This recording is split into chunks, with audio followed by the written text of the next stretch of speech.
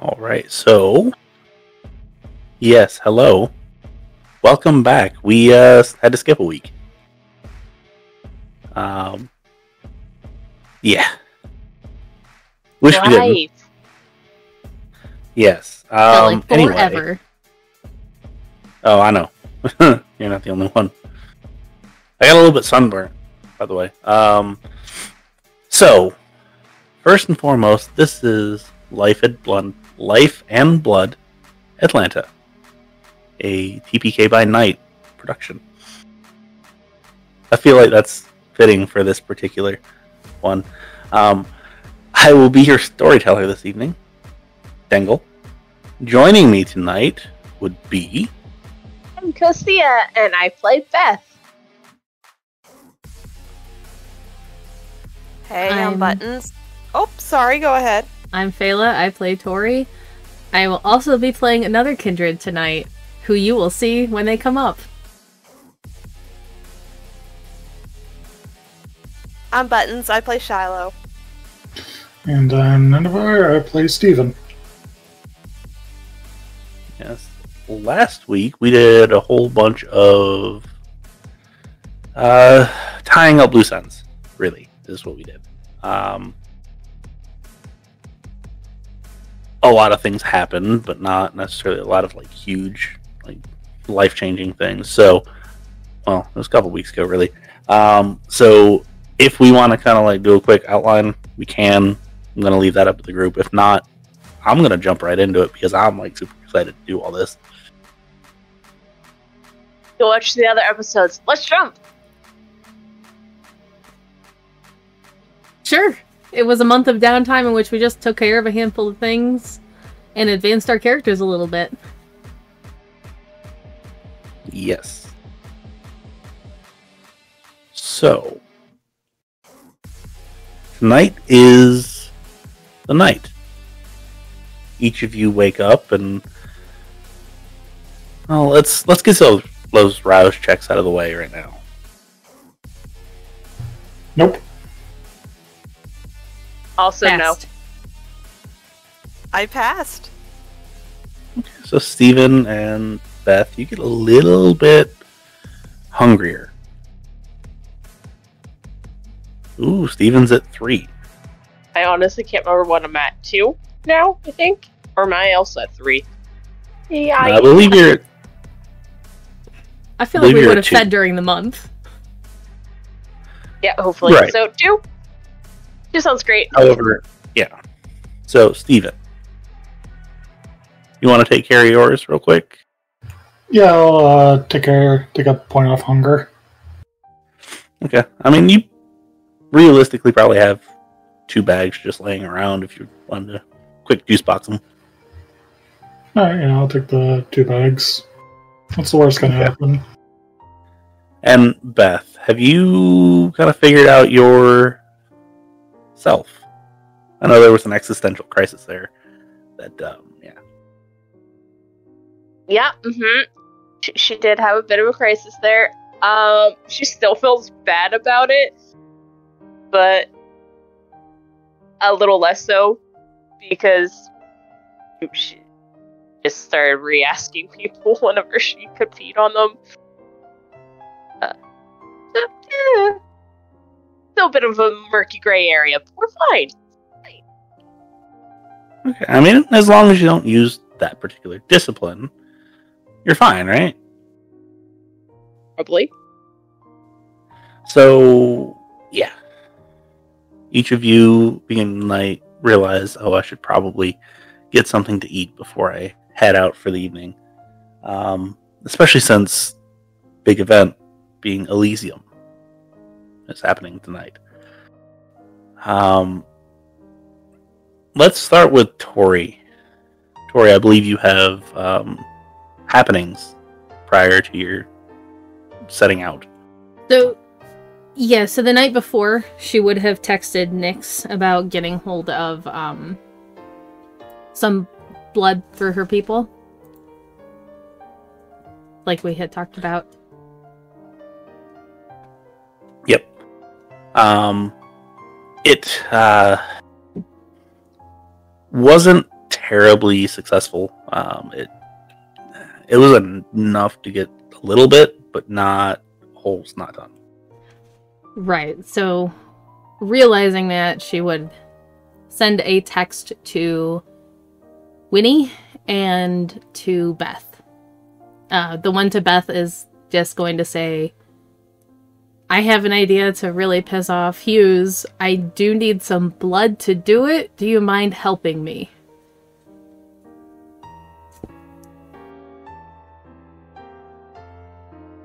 How would Beth respond to that? Sure, yeah, we can do this. It'll take me a little bit of time to get them all gathered up and sent over, but easy. Thank you. Okay. So, Tory starts on that. Also, Tory. I believe... Yes.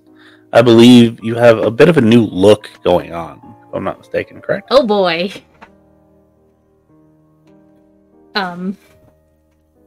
Would you like to describe it, or would I? Because it was your I will thing. So you stated that Tory stopped dyeing her hair. Yes. So the red is gone back to brown. Right. However, kindred don't age. However, Tory is getting just a little bit of gray in the temples here and there. It's kind of odd, actually, but it is what it is. Also, what is Tory wearing to Elysium, since it is a black tie event? Oh. Do we have to go black tie? Will we get kicked out if it's not? Not necessarily. Cool. Just gonna go into that box again and pull out a pair of black tight pants. Put those on and get her leather jacket out, and then just wear a nice shirt under it.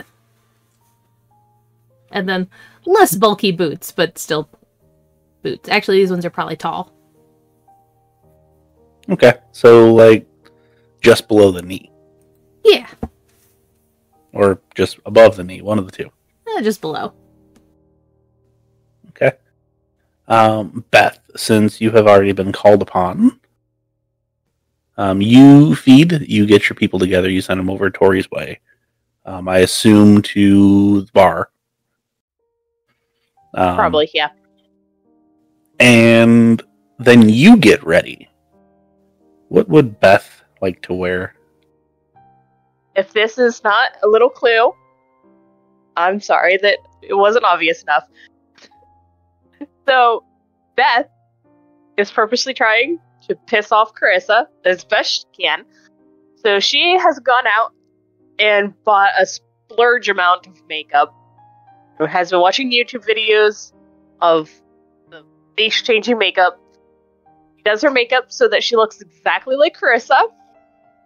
And she then dons a hamburger dress and a little hamburger hat. And she is ready to go. She also probably has like a platinum blonde wig, since Carissa has that like platinum blonde hair. Yep. Can I please get Beth to roll me charisma and subterfuge? I assume that you don't have disguises, so. I don't believe I do. Come on, pull this up. And I can use my beautiful thing? Please? Yes, you can. Okay, and you said charisma and subterfuge? Which I don't have. Yeah, I'm just trying to figure out how spot on you're getting. I don't have subterfuge. Okay, so it'll be just charisma. Just charisma? Yep. Come on, roll awesomely. 2 success seals. Okay. It's not spot on, but it looks nice, at the very least. You don't look like a clown, completely. Oh, thanks. I mean, if I did, it'd be Chris a clown, which would be great, too. Yeah, I feel like that's what you were going for. Now, Shiloh. Hi. What is Shiloh donning for the evening? No,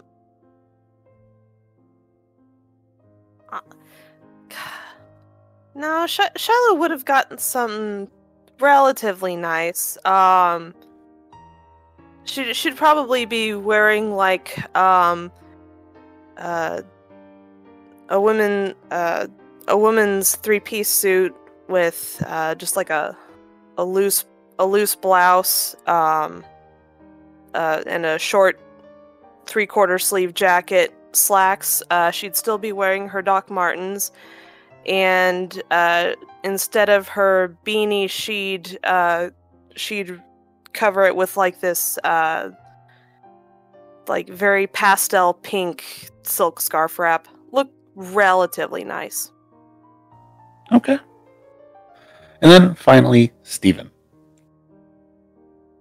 So Steven's going to be wearing a Deadpool shirt that consists of him riding a unicorn through space surrounded by tacos and burritos, as well as a blue, red, and beige plaid pajama bottoms.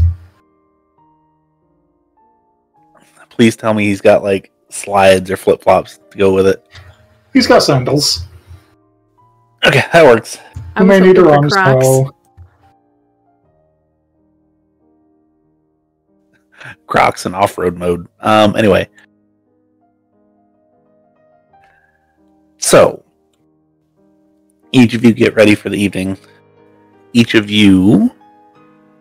I need to know how you're getting there and when you're getting there. I know Tory's probably showing up a little bit later because of her experiment.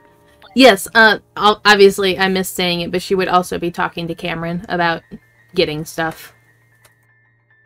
Yes, we will go over that in just a minute. So let's start off with Steven and Shiloh, because I believe the plan was to have them go first. Mm-hmm. Shiloh would probably text Steve whether or not he wanted to share an Uber or something, or if he had another plan on getting there. He'll text back Uber works. Okay, so we'll split an Uber. Yeah, sure. Okay.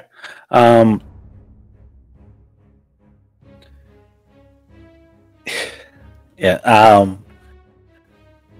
You hop in the Uber. You kind of show up, and it's early in the night. You're dropped off about a block away because apparently, like, as the driver says, there's some big event, so they can't get right up close to it. At least rideshare can. So, like, you kind of look down the block, and you can tell that there's a lot of, like, vendors and panhandlers out just lining the street.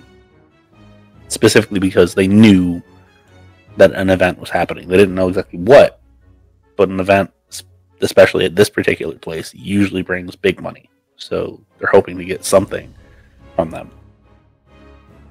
You walk past a couple like street magicians, one of the silver painted guys that are like just kind of standing in place. There's just some random homeless dude standing there or like sitting there with a cup out, just asking for money. And you get probably 20 feet from the door, which is like the last of it. And you see this big, tall dude. He's real wide, shaved head. He's got a little bit of goatee, and he's not asking for money. He's just kind of standing there, and like he's in like a firefighter's outfit. And he's just got a sign that says, "Donate for leukemia research."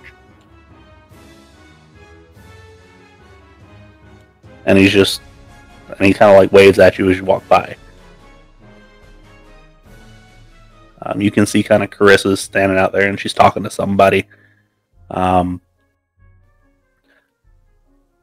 chance, does Shiloh have heightened senses up? Would she? Yeah, she'd be a little bit on the nervous side going into this, so she'd probably put heightened senses up. Okay. So, Shiloh can hear at the very least. Whoever Carissa's talking to, she's basically saying, can you please get all these people out of here? Like, all of them are just freeloaders. Like, I don't want anything to do with them. They're just bringing the event down. Just move them back at the very least. Get them to the corner. I don't care, including whatever that firefighter's here for. I'm sure it's stupid.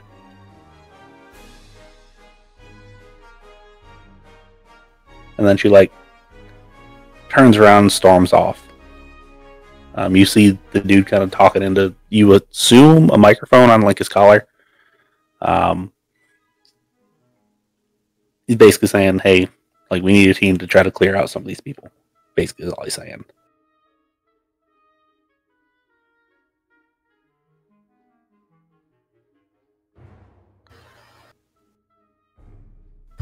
So, how would you like to proceed? Walk inside? Or... Well, it seems like she's already having a bad evening. Want to make it worse by interacting with these people first? Oh, let's do it. So, Stephen will start off with a firefighter guy. I mean, as you approach him, he's like, oh, good evening. Here then. And he just kind of looks at the sign and is like, well, it's pretty self-explanatory. I just try to help, local places. If you got even $1, that'd be great. If you don't, just a prayer would help. Even if you're not religious, I mean, a little bit of hope at this point. And not really a religious type, but we'll pull out his wallet and give the guy $100. He kind of looks at you and is like, thank you. And just kind of like sticks his hand out and like he just grabs yours and starts shaking it. Name's John. Stephen, just so you know, that is on behalf of Miss Carissa Hughes. I'll make sure that a letter's sent to her specifically. She's the owner of that place, right? Yep. Oh, okay. Well, that's nice. Also, some guys may be hassling you, saying that they work for the owner. Don't listen to them. Okay. I mean, they can't technically make us leave, so it's fine. Anyway, I'm not going to keep you too long because I'm sure both of you are busy. Whatever it is you're doing, you look like you're about to go in. I don't know what you're going to do, but you came walking up together, so it's your business. We're just here to have a good time. Okay, well, like I said, name's John. You two have a good night, okay? You too. Stay safe. Absolutely, you too. Then he kind of goes back behind his little table and kind of like sits down in his chair. You two head inside? Sure. Okay. Stephen, you are given very dirty looks by pretty much all of the staff that are outside. Shiloh, not so much. They kind of give you a wide berth, though. As you walk inside, not a whole lot of people are there yet. The room's probably quarter filled, which Shiloh specifically, you would know. These things get quite full because everybody wants an audience with the prince during Elysium.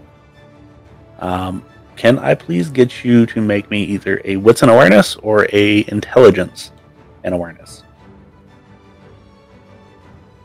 Whichever is better for you to kind of spot who is here. They both amount to the same, so I'll just go wits and awareness.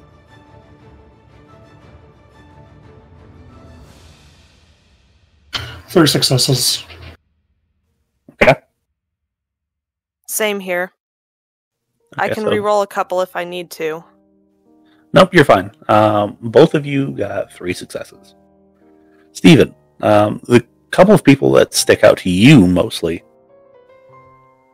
the Savannah Harpy is here. He is talking with a woman, dark brown hair. She's got, well, she's rather short. She's got big Coke bottle glasses, round frames. She's immaculately dressed. You're not necessarily sure who that is, however. You also look around, and obviously you see Carissa. Johnny's already here. Johnny looks like he's just living it up in his best life.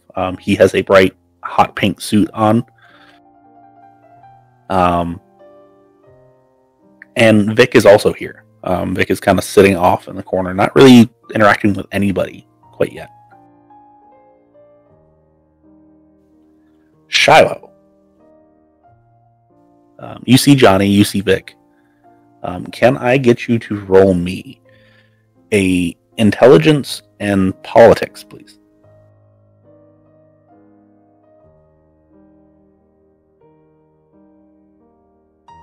Assuming you have politics. I do not, so this will be fun.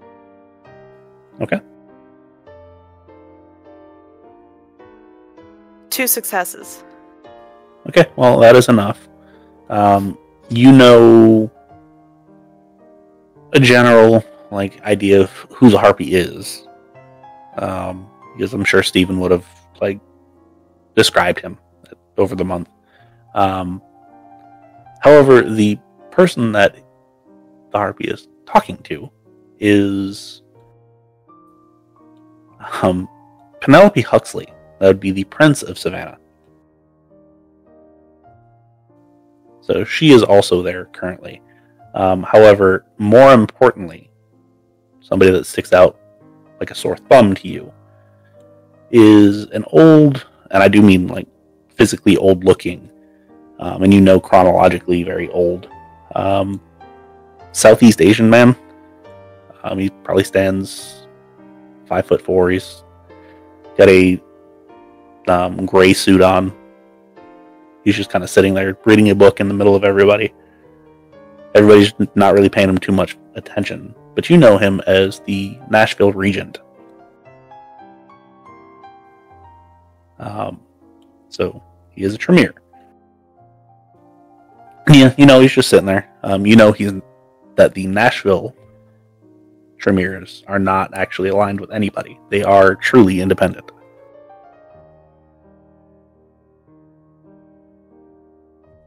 But beyond that, nobody.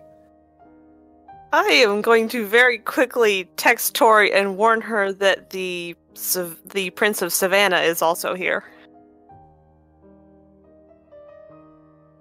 'Cause that is something I think she should know.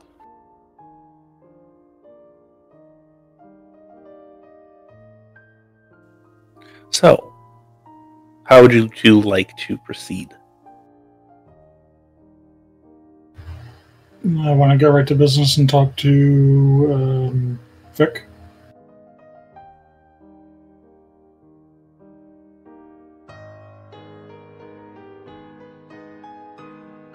I'm gonna keep heightened senses up and see if I can catch any important snippets of conversations as we make our way over to Vic. Okay. Give me a wits and awareness, please. Specifically, just Shiloh.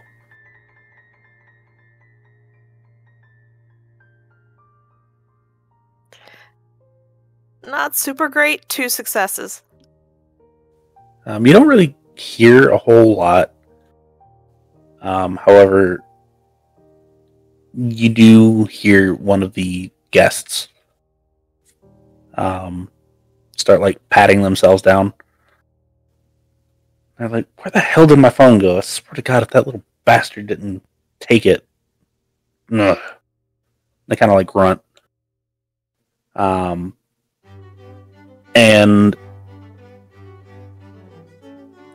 you can kind of see them go off, searching around for something. Somebody, maybe.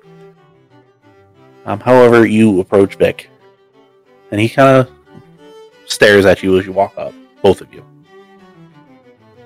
When you get within a couple feet, he's like, "Yeah, what's going on?" I was hoping to. We were hoping to speak with you privately. Is there a corner we could, or maybe like a empty room we could duck into for just a moment? Not really. They're kind of keeping everybody in the main area, but nobody's here.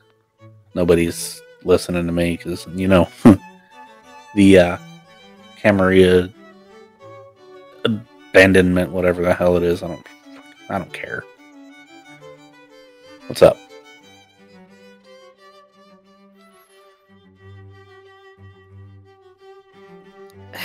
I'm just gonna get straight to it because I have more respect for your time than beating around the bush. We need to know where you stand about Carissa. Whether or not I'm going to go back to the Camarilla. Is that really what you want to know? Yes. Absolutely not. I know that I have been less than amicable to Tory and really your entire group. But that's because the others, they have seen what you've done. You've proven yourself to them. It takes a little bit more to prove yourself to me. I'm not going to say that we're best friends, you and me, your group and me, but we're more friends than me and her are. Makes sense. I know where the new people in the area, me in particular. Yeah, and it's really nothing against any of you. I know there's probably this whole, well, he's Ventru, so he doesn't like the low clans, and that's partially true. I'm not going to lie. A Bruhan and Gangrel, I don't know. I never really had a whole lot of use for them besides, go break shit. So that's what I used them for. Tory seems smart. Seems like she's got a good head on her shoulder. Beth seems like she's got enough sense to not screw shit up. But, I mean, beyond that, I don't know, I just need more time with you guys, really. And I know you guys have been trying to get an audience with me and gave me that proposal, and I've been thinking it over, and I think I'm gonna go through with it, with the whole funding, the playground. Heard something about you wanting to start a clinic there too. If I get the chance, yes. Yeah, I'm gonna do what I can to make sure, even if you don't get the chance, something is made there. Even if it's just a simple health clinic. Oh, don't worry, I have a contingency. I'm not going into this blind. Yeah. I heard some of what's going on, and I think it's kind of bullshit, but it is what it is.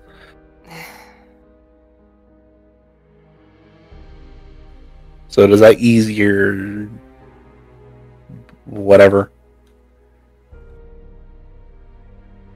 A little, but not quite. That's definitely what we'd hoped to hear, but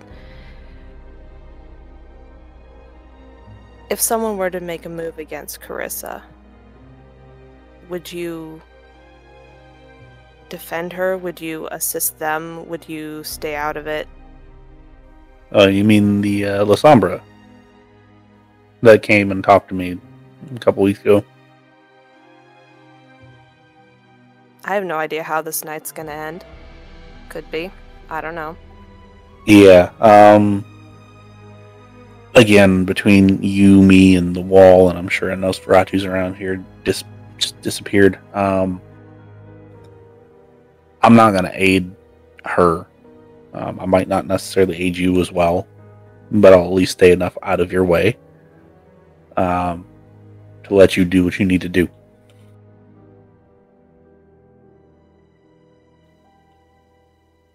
If it seems to me like one side's more right than the other, as long as that side's not the Camarilla, I'll help. My main thing is I don't want anything to do with Camarilla. I left it for a reason, and I'm not going back. I can certainly respect that. That being said, I'm also not going to go to the Sabbat ideology either.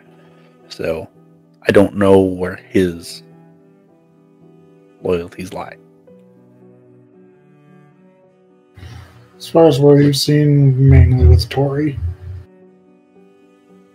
Alright, and she seems to kind of, for lack of better explanation, be in it for herself. So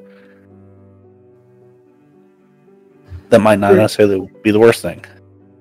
She's been working pretty hard to leave the Sabbat behind, and considering the Losombra quite literally stuck his neck out for me, I think I could say the same for him. Yeah, heard something about they were pack mates at one point, so I don't know how much of that kind of stuck. So, I mean, there might be more there to it. I don't know. I don't care. I'm going to let them do their own business. I'm going to try to stay out of everybody's business as much as I can. For better or for worse. I mean, if you're in my territory, you're going to be safe. Because that's an act of war against me if they come on here and try to hurt somebody.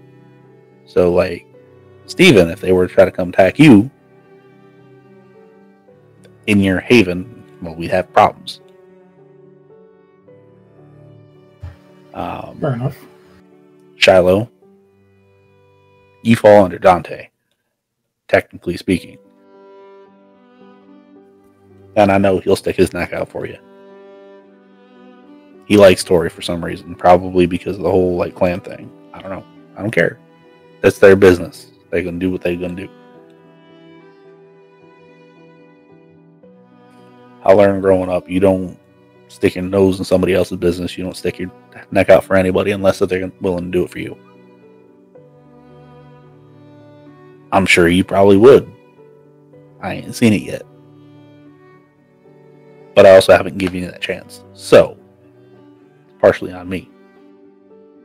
Is there something you would like our assistance with? Right now, getting her the hell out of the city. But I mean, that's kind of everybody's goal at this point, right? I certainly hope so. So beyond that, not really. Right now, we're fine. If I need something from you, I'll let you know, but I handle my own stuff. I got my own people. It might not be the best people in the world to like do what I need to do, but to handle it, so that's all that matters. Hey, you have someone. Exactly. So, not trying to sound like a jerk, not trying to sound all crazy or nothing, but like, I'm gonna let you be on your own until we need each other. And I think that's the nicest thing that I can do for you right now. Because trying to hide you is just gonna make it worse. Trying to hide anything really is just gonna make it worse right now. So. Well, if that changes, just say the word. You know where to reach us. I do. And if y'all need anything, just let me know. I mean, I'll give the assistance that you ask for if I can. If I can't, I'll find somebody to direct you to.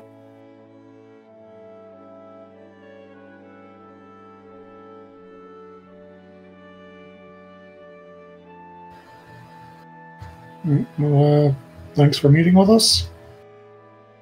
Yeah, not a problem, man. I'll be around most of the night. I just want to... There's a couple people that are supposed to be showing up that I want to see what they're all about. Not necessarily meet them, but I want to see what they're all about.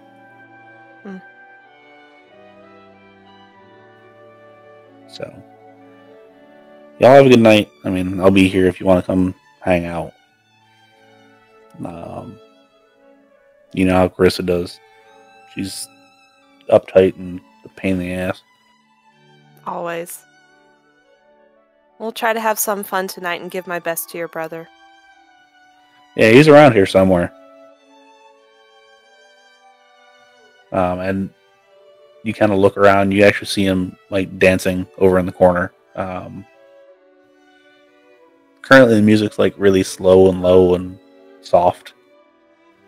And he is just acting like a fucking fool. Oh, he looks like he's having fun. Yeah, he might have pre-gamed a little bit. Understandable. Yeah. Whatever, man. I'll let him do him. Anyway, if you'll excuse me, I'm gonna get back to my drink. And he kind of like points to a dark red viscous liquid. Shiloh's gonna nod and head back the other way, and as she does, she's gonna drop heightened senses. All right. Is there anything else that you two would like to do? Anybody that you'd like to go talk to? Or would you like to advance the evening at all?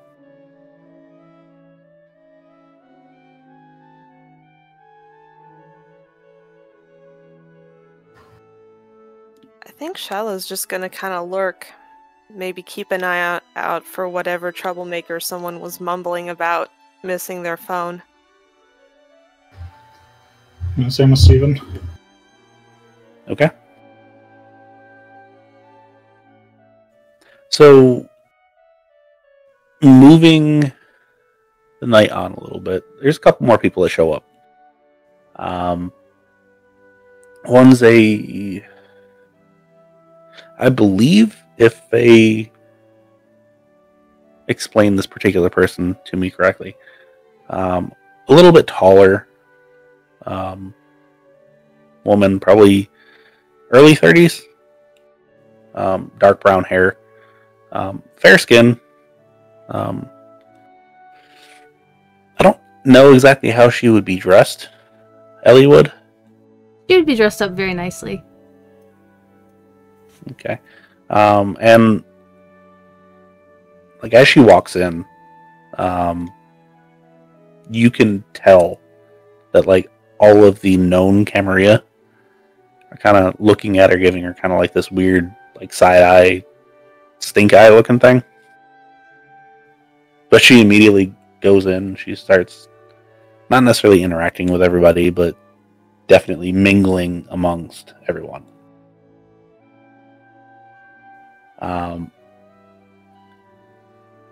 Here and there you can catch a glimpse of what you swear is like a 14, 15-year-old kid, except he's like horribly mangled. Like half of his face is... It's rough. I would assume he looks nice-ish. Not necessarily like dressed to the nines, but nice-ish.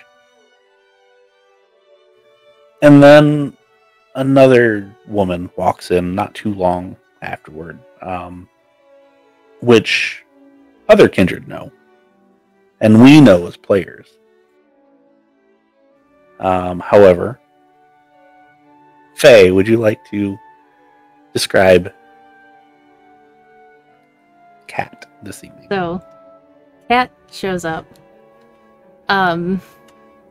No one is with her, so she's alone here. But she is, again, dressed very nicely. She's actually wearing a darker colored, not quite ball gown dress, but like a very nice black tie dress.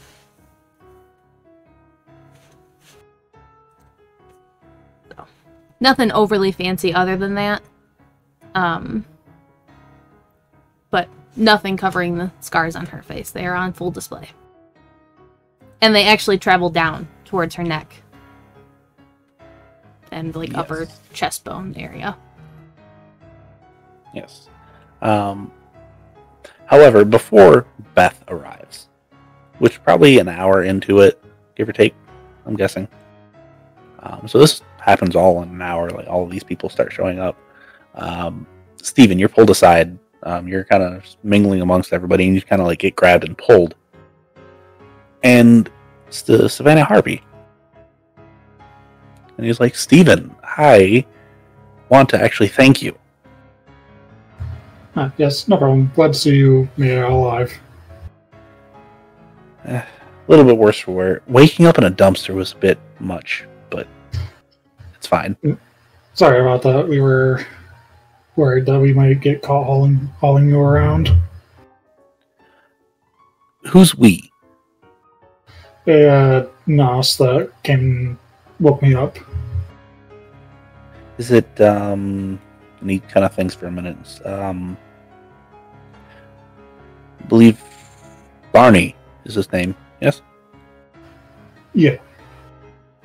Okay, I had heard that he was there prior to you showing up. However, I wasn't necessarily fully sure. I'll be sure to thank him as well if he shows up. I'm sure he might show up. Who knows? If you see him, tell him to come find me. I've got a gift for him. And I've actually got a gift for you as well. Oh, thank you.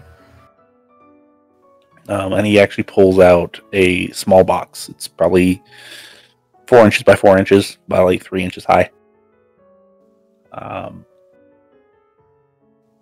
And he just hands it to you, and it's like, this is just my thanks. You don't necessarily have to accept it if you don't want to, obviously. It's completely your prerogative. However, I mean, it is for you if you want it. Stephen will thank him again and take the box. Okay. Does Steven want to open the box? He'll take a peek inside. Okay. It is actually like a really high-end, expensive watch.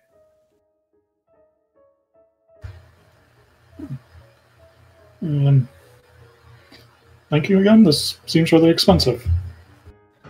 Everything's not without cost. But it's fine. I mean, it's literally the least I could do in this particular instance. Life really means more than a watch at this point. Now, may I say that's quite an odd, and he kind of like stops.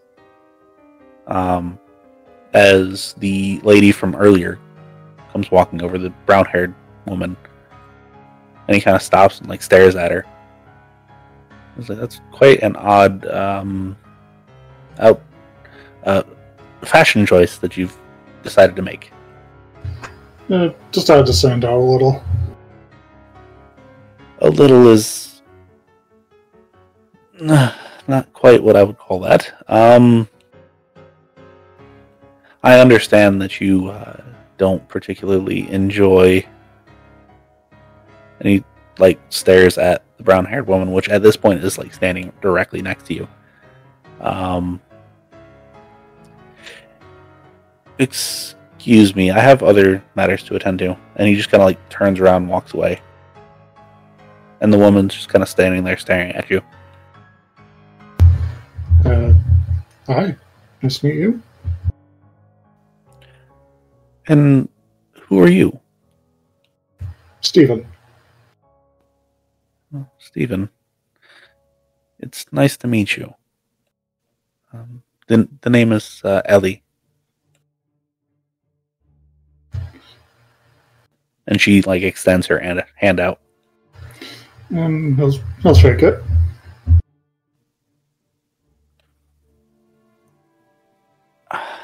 I understand that you're part of a group that deals with a local baron, right? The what's her name? Tory, I believe. Victoria. Yes. Well, it's very nice to meet you. You're the Malkavian, correct? Yes, I am. Oh, so we're of the same clan. That's wonderful. And he kind of she kind of grabs you by the shoulder and starts walking you around. And just kind of makes small talk for 10, 15 minutes. At which point you're starting to get extremely uncomfortable. Because she's kind of creepy to just kind of be around. She's kind of telling you about random people that she knows, which are quite a few, actually. And they're all seems to be Camarilla. However, after 10, 15 minutes, she's like, anyway, I have taken up far too much of your time. I will allow you to have it back. Again, I do apologize. It's nice to meet you, though. Well, nice to meet you, too. At which point, Beth. Yes. In your burger dress. In my burger dress, I swagger in like I own the place. Yes. Can I please get you to make me a wits and awareness, please? Or intelligence and awareness, whichever is better for you. Intelligence, please. Okay, wits and awareness.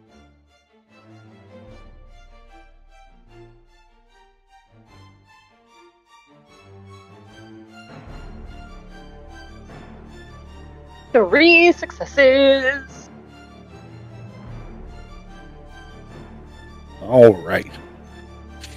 So, you see much of the same crowd that everybody else does. Uh-oh. Buttons was having some weather happening. Yep. Oh, there she is. She's back. Hold on. Apologies, technical difficulties due to inclement weather. It's fine. I'm sure we're all out of order for right now, but okay, we should be back. We're good. I swapped to a different screen. Okay. Anyway, you see many of the same people that I've already described. And you said 3, correct? Yes, sir. 3. Okay. You also see one other person, and you see them very clearly. You do see 15-year-old boy. He has a small suit jacket and a hoodie on. One of his hands is long and clawed. You see the big deformity on the side of his face, and he's got a green squirrel that looks like it's poking out of the hood of the hoodie. And you can currently see him trying to take something out of Carissa's pocket, and apparently succeeding because she doesn't notice at all. Okay. And you see him kind of scurry away, and he's laughing to himself. However, you see Stephen and you see Shiloh as well. I'm gonna leave them to their own devices right now, and I would like to circle around to the boy and see what he found. I want to be nosy. Okay. So do you approach him? I will approach him. Okay. So as you approach him, he's just kind of staring at you. What do you want? What'd you get? Was it anything good? And he pulls out a small wad of cash. I'm like, well, a couple $100. Good night's work. Oh no, I've gotten a whole lot cooler stuff. And he just like dumps out the pocket of his hoodie. You see like a watch in there. You see a full-on wallet. You see like 6 phones. And then he like pulls out a small firecracker and he's like, "Yeah, this one I'm saving for the end of the night. I hear there's supposed to be like, I don't know, some Tremere guy that's supposed to be here. I just want to fuck with him. Not the old one that's sitting over there reading the book. He's no, it's another one." Cool. Nice call, though. Yeah, and he kind of turns his face and is like, "Yeah, this."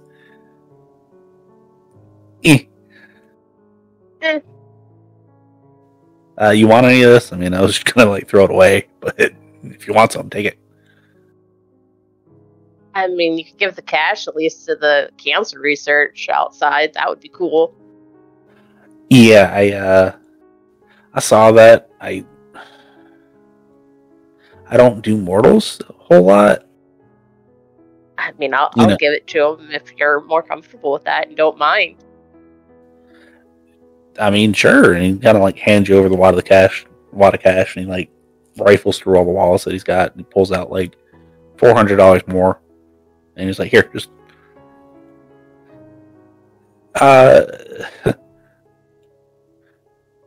I'm Nain, by the way. Oh, Yeah, cool. I'm Nain. Cool.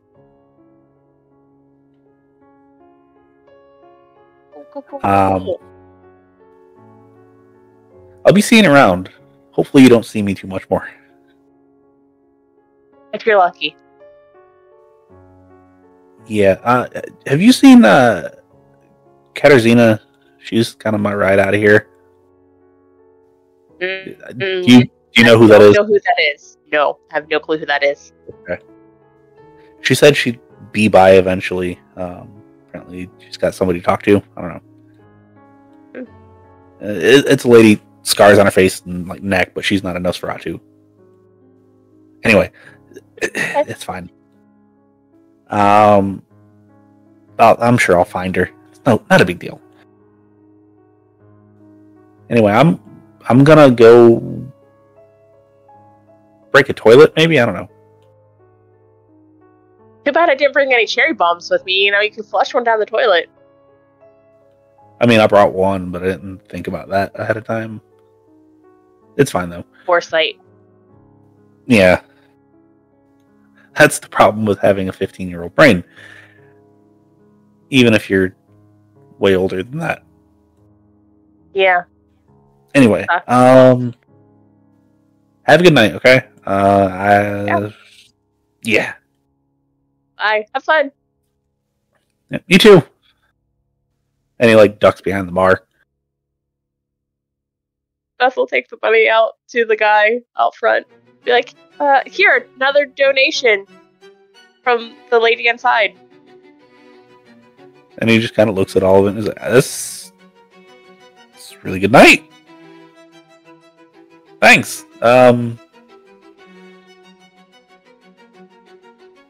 Awesome. And he just kind of like smiles and throws it in the bucket. Is there anything else that Beth would, is there anything else that Beth would like to do? Not really. She'll just kind of make her rounds to people she knows. Keep an eye on Shiloh and Steven.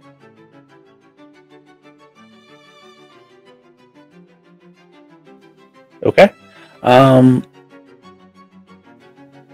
So she makes her rounds. Steven continues to make his rounds. Shiloh continues to make her rounds. Can I get everyone that is currently there to make me another wits and awareness, please? Another 3 for me. Shiloh got a 5 this time. Steven got nothing. Ooh. So,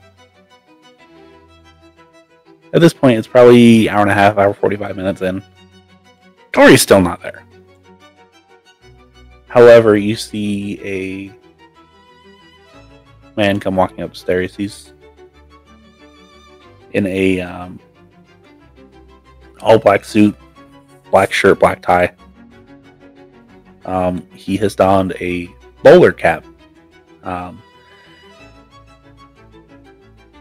he still has the same facial features as you saw him last time. And it is Cyril. Comes walking in, and actually Spanx is behind him. And Spanx is looking like something straight out of like an early 90s grunge, like rock music video. And he comes walking in, and he hands his hat to just the first person he sees. He doesn't really care. He just kind of throws it at him. Turns around. You all can kind of see him talking to Spanx. And like Spanx goes off and does his own thing. And Cyril heads off into the crowd.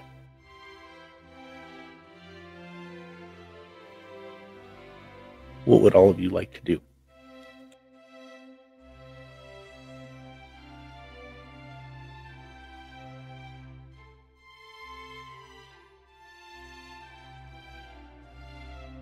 Let's go bother Spanky Boy.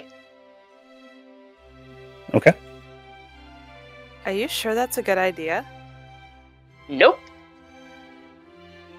If anything, it'll be entertaining. Okay. So, you go waltzing up to Spanx, and he's actually currently kind of just sitting off in a corner.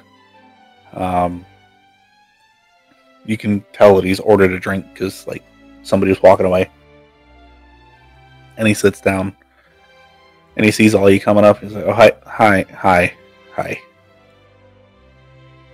What's up, Spanx? How you doing? It'd be better if I wasn't here. I wasn't planning on coming, but Cyril said I had to, so it is what it is. Aren't you lucky? Sure.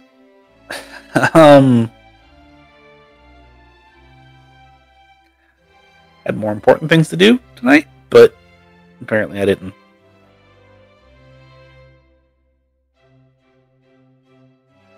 So what does Cyril think of all this? Take a guess.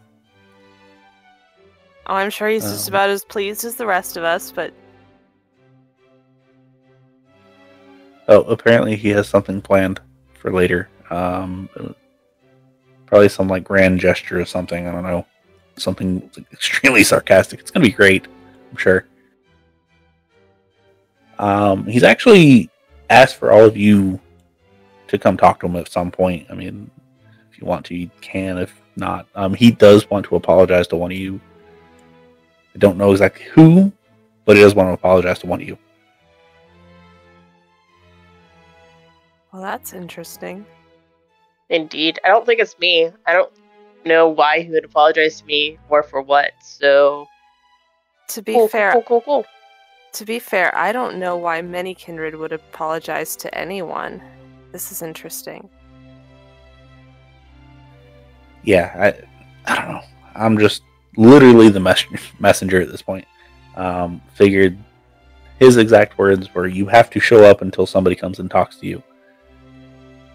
You're the only ones that know me." So, So you good can news. leave now, right? Now you're off the hook? I mean, yeah, technically speaking. Technically speaking, the server came and talked to me first, though, so I could have left.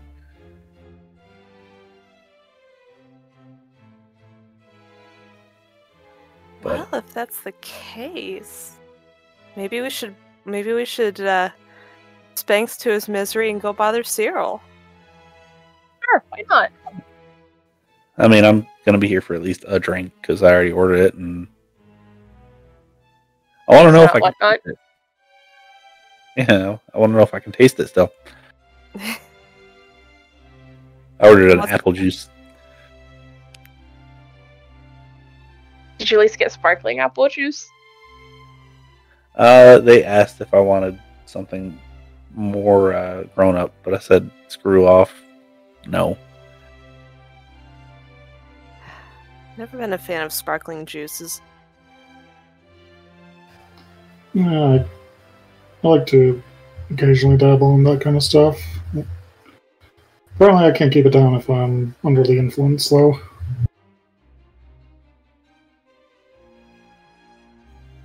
Yeah. Sure.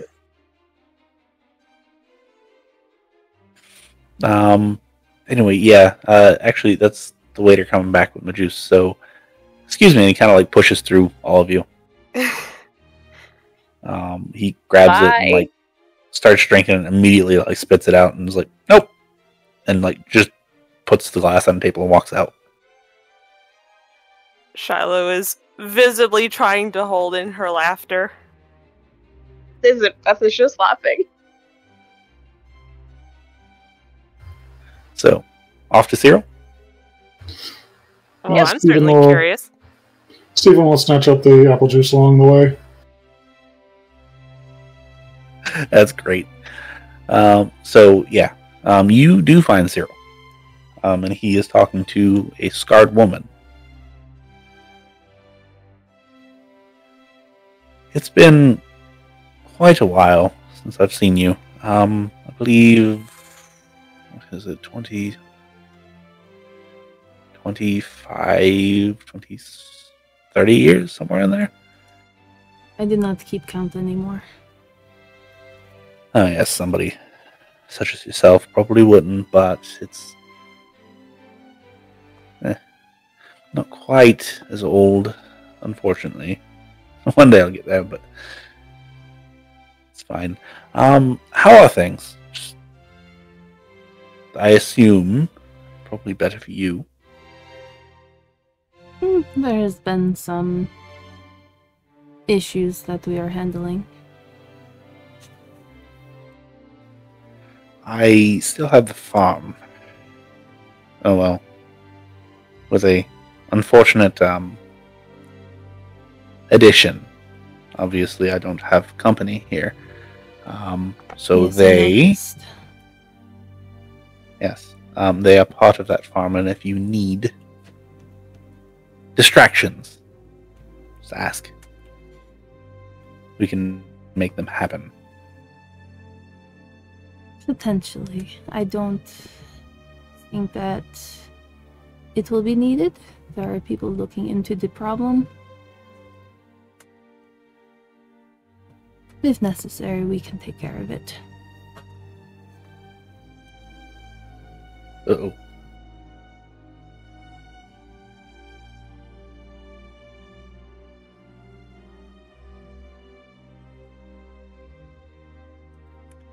And what brings you here?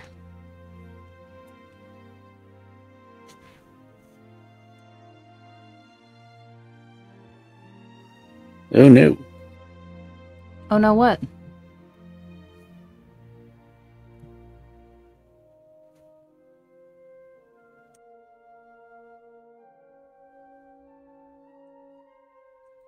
Dengle?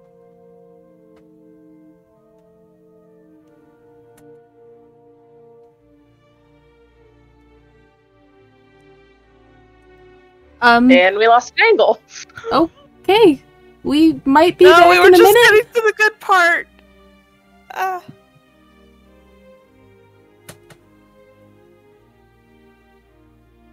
Well, tonight's just going great. Yeah? Wait, he's coming back.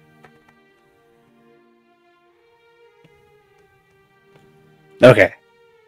What was that Okay. about? Discord decided to reset. Oh, okay. I thought, like, something happened and you had to leave. Good to know that we're back. I thought Yes. it was the cat that Apologize. put out a wire. No, apologies. That was I don't know what the hell happened. So,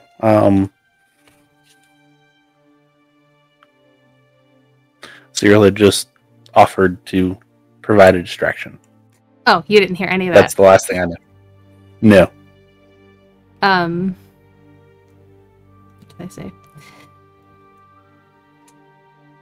I don't think it will be needed. We have our own ways of handling the issues, but there's a few people looking into it. Good. Still, the offer is on the table, and if you need them, I also provide transport. However, I would ask them to be removed afterward. Usually when we let them out, it's harder to bring them back. The balance is very tentative there.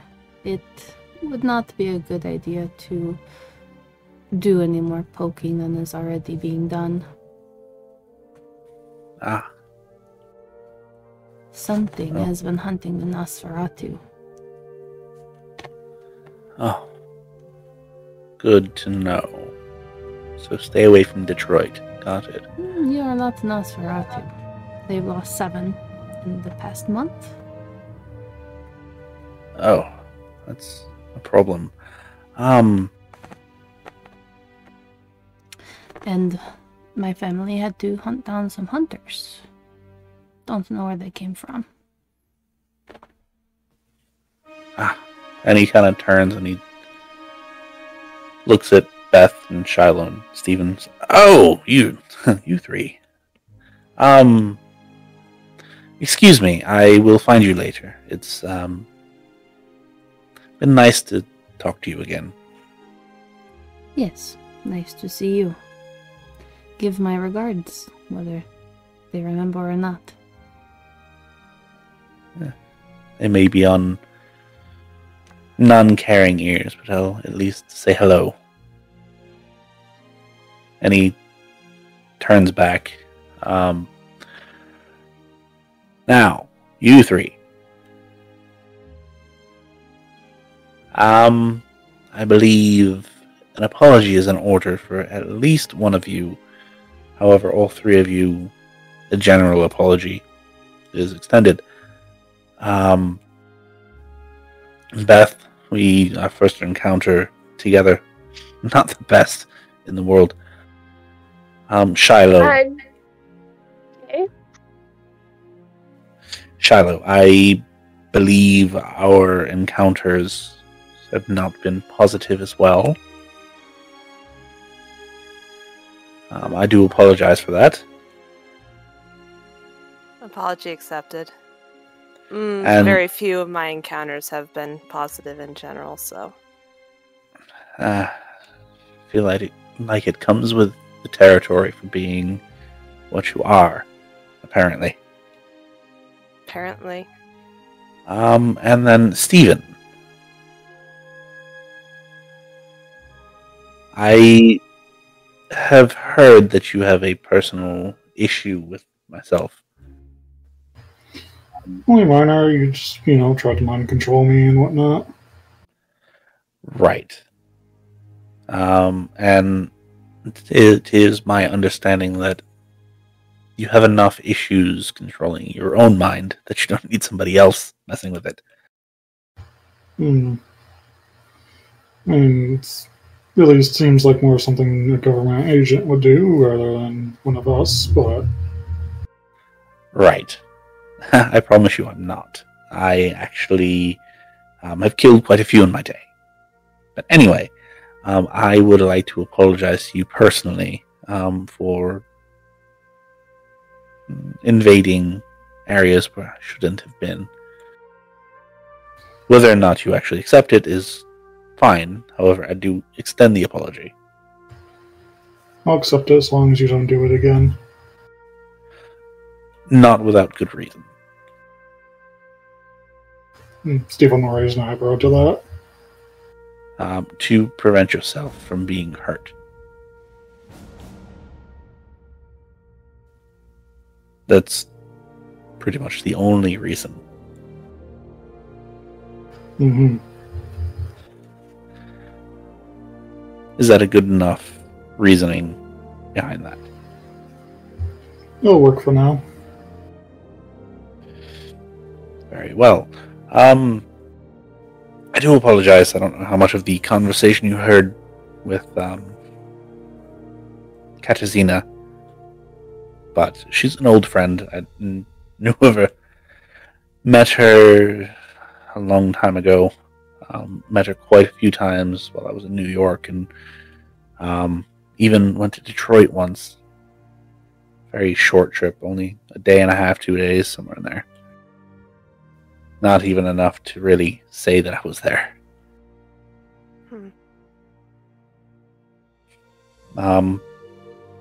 Apparently she's going to be leaving us again shortly. She's wouldn't necessarily say nice, however, she's accommodating.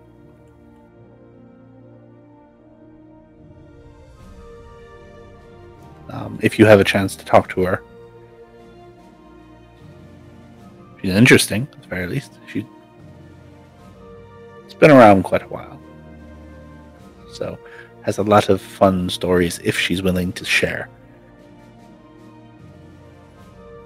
But anyway, like I said, I wanted to apologize to all three of you for transgressions I've made prior to our agreement. And now that we have a common enemy, I believe that we will be not necessarily working together, but working toward a similar goal. Oh, yes. Spanx did let it slip that you had something interesting up your sleeve this evening. Yes. Wouldn't necessarily stay around for the fireworks, because I don't have fireworks. However, I do have something planned, and it'll rain on her parade, let's put it that way.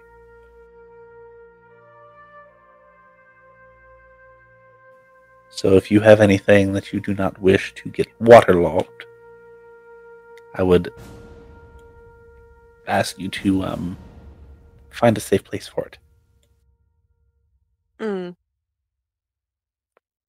And Shiloh's very quickly gonna take out her phone, text Tory, bring a raincoat, turn it off, and then slip it into like one of the deeper front pockets tucked under her jacket. Steven's going to take the watch out of the box. Okay. Just put it back in his pocket.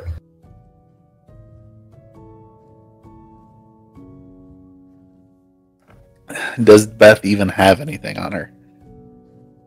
Let's face it, probably not. The dress is tight and skimpy. I mean, she might have her phone like stuffed into her bra, but that's about it. Yeah, let's be honest here. Where's she gonna put it? Yeah, exactly. Bra pocket. Yeah. So Cyril's just like, and with that, I have a couple other things that I've got to attend to. I will be around if you want to talk to me. But I believe you're missing your, well, I wouldn't say fearless leader, but fearless compatriot. She's working on a project. It's great. Oh, is she? Beth, do you know what she has planned? I do. In a little bit. Oh, man. I am curious to find out. However, until she gets here, and he kind of looks around and he's like, I've got a few people I'd like to talk to. It's the only thing these things are really good for. It's like a family reunion. More than you would know. I mean, well, more than you realize. I'm sure you know at this point. Now, if you'll excuse me, I am going to go talk to Victor, and then Mr. Johnny, and a couple other people.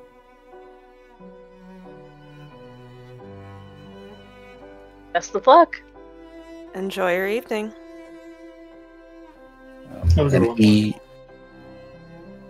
And he kind of gives a little bit of a nod and walks off. The top of his head is extra waxed, so it is very shiny. Shortly after he walks off, Beth will be like, shit, should I apologize for calling him a massive dick? No. He's still a massive dick. Just because he apologized for that doesn't mean he didn't deserve it. Okay, good. Alright, what's next? Or do we just want to split up and mingle?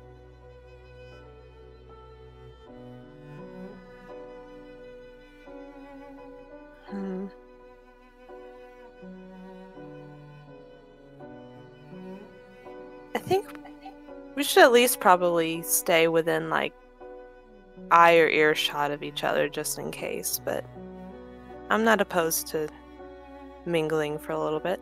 At least until Tory gets here and we can gather properly. Plan. I don't really know anyone here except for you guys, so. And this little kid that I met, great pickpocket. Helped give a whole bunch of money to the cancer research outside. Vic's brother is also here. I'm not sure if he's still making a dance floor somewhere. Oh, yeah, maybe I could just go dance with him. Gotta get the party started. So, each of you kind of split off and do your own thing. Beth does find Kamari. Kamari is still dancing like an idiot. Johnny actually approaches Shiloh, has a couple words, not a whole lot to say. Kind of more of a good to see you. Glad you made it. I like your outfit, but mine's better. I can never compare to you, Johnny, and you know it. I mean, somebody's got to have fashion sense, right? But he doesn't stay very long. He seems to be enjoying something else this evening that might be in his drink. Steven, I mean, people come do small talk, but not a whole lot of people stay. People don't necessarily know you, so they don't have a reason to talk to you. Shiloh, a lot more people are trying to talk to you for whatever reason.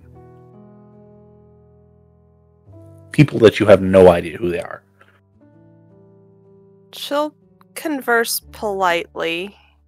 She'll a little wary, but she'll converse as politely as she can. Right. However, about 25-30 minutes after Cyril shows up, Tory, what are you taking to get there? It depends. If Winnie was able to come help and he has a vehicle to transport the thing, then she'll take her motorcycle. If not, then she's just gonna have to get someone, like an Uber, to come pick her up. Okay. Winnie's even willing to drop you off. Oh. If you want.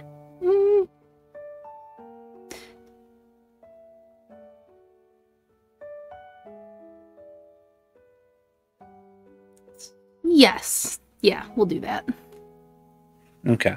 I don't think we've covered it, but Winnie has like an 88 Toyota Tercel. It's nice. Really old, kind of crappy, shakes a lot. However, it's perfect.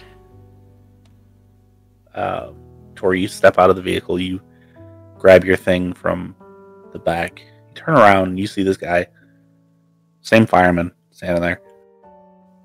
He just kind of gives you a nod, and you see Smalls actually standing next to the guy. Smalls just kind of walks over to you. What do you have there? A present. Present. Is it something that we can actually drink? Yes, actually. Oh, you learned a new trick. Yep. I've already given him some in your name. He's doing cancer research. If it's something that you still care about. Yes, I guess. All right. Not a bad guy. Likes to talk if you stand too close too long. Noted. Anyway, do you need help? Or do you have it? I can carry it. It's a little heavy, but... Second set of hands with the third. Yes. And he grabs the other side of the thing. And you go walking up the stairs.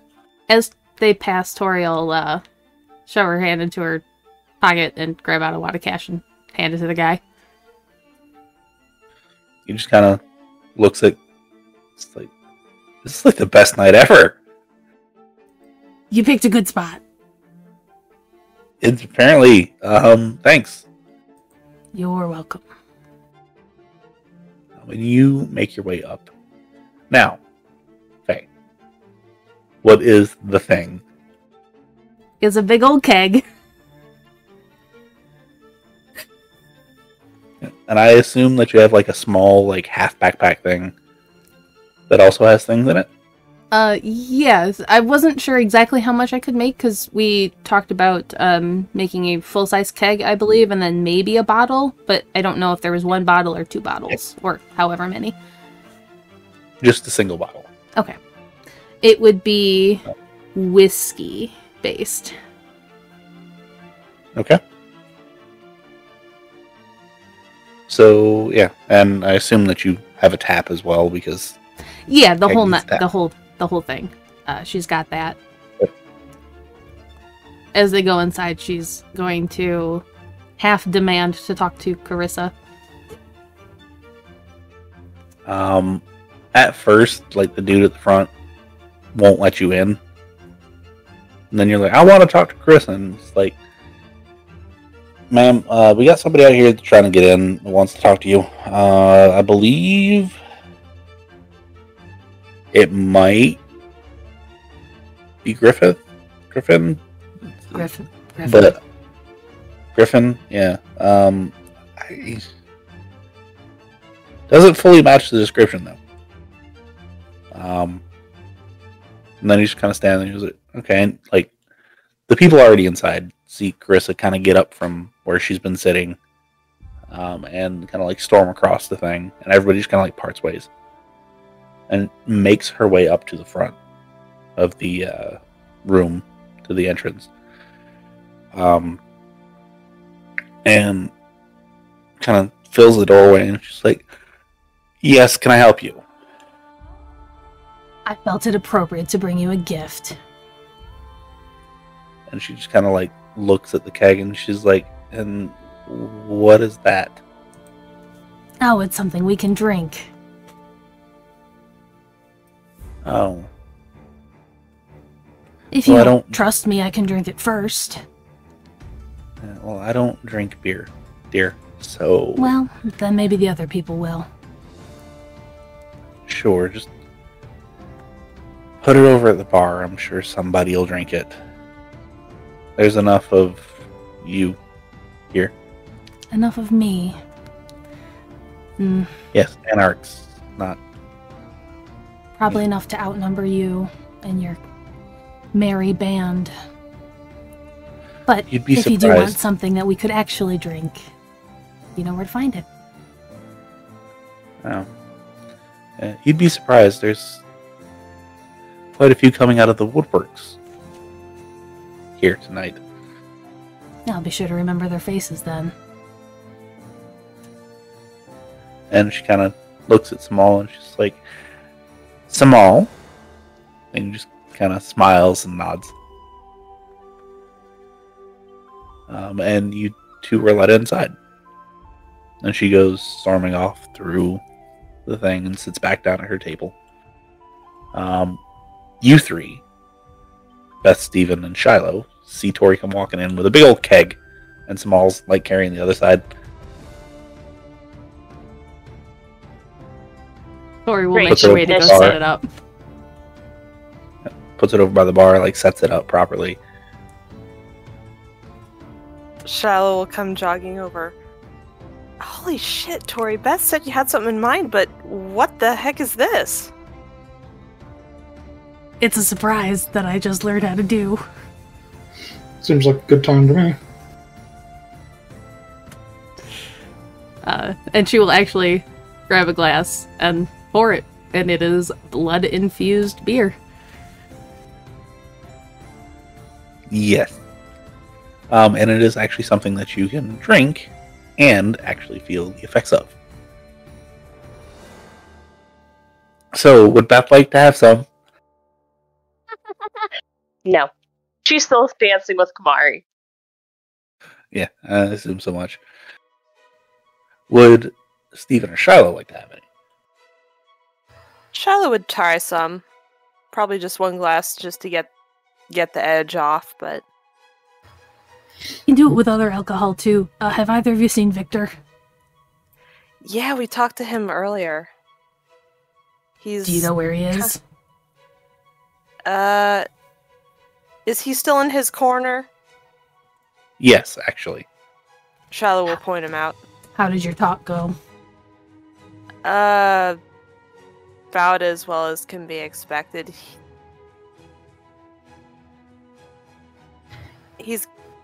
He'll help if he thinks it can benefit him. He's not quite sure whether or not it can, but he's not going to actively act against us. Well, he looks like a whiskey guy to me, I think. Let's go sweeten the deal. And piss off Carissa.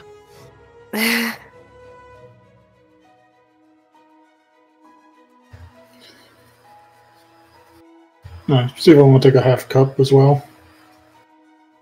Okay. It's the closest thing to real alcohol that you've had since, the event. But yeah, you all go walking over to Victor. He sees Tory coming up, and he kind of stands up, and he's like, Tory! Victor? Good evening. Nice of you to join us. A little bit late, but apparently you brought something I was very I did not busy expect. for a while. It's fine, I'm sure. She will reach into her bag and pull out the whiskey and set it on the table in front of him. For you. Kind of looks at it and he's like, and it's going to sound super stereotypical. Not as much of a whiskey guy, more Hennessy, but I'll drink the whiskey, it's fine. It's not like I Yeah. was gonna ask. I was just making stuff. Yeah.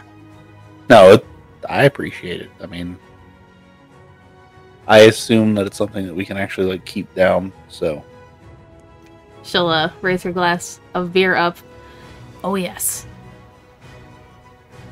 Yeah, well, I'll at least give it a shot. I mean, worst Please case do it scenario. when Carissa will watch you, if you're doing it here. She made it quite clear that she doesn't drink beer. Yeah, she's gonna hate me. She likes whiskey. You know that, right? I figured. What is your poison, just for future reference? And Shiloh just kind of gives him a curious look. Cognac. I like something a little bit sweeter. Gotcha. So, and he takes it, and he's got like a normal rocks glass that he's been drinking, just normal. He pours it out, and he looks at it, and he's like, "Yeah, worst case scenario, doesn't taste good." And he drinks it, and it's not the worst thing I've ever had. Not the best, but it'll do. No, I'm not exactly a beer drinker either, but it's still novel to be able to. Yeah. If you want to sell this stuff, just let me know. We can probably work something out.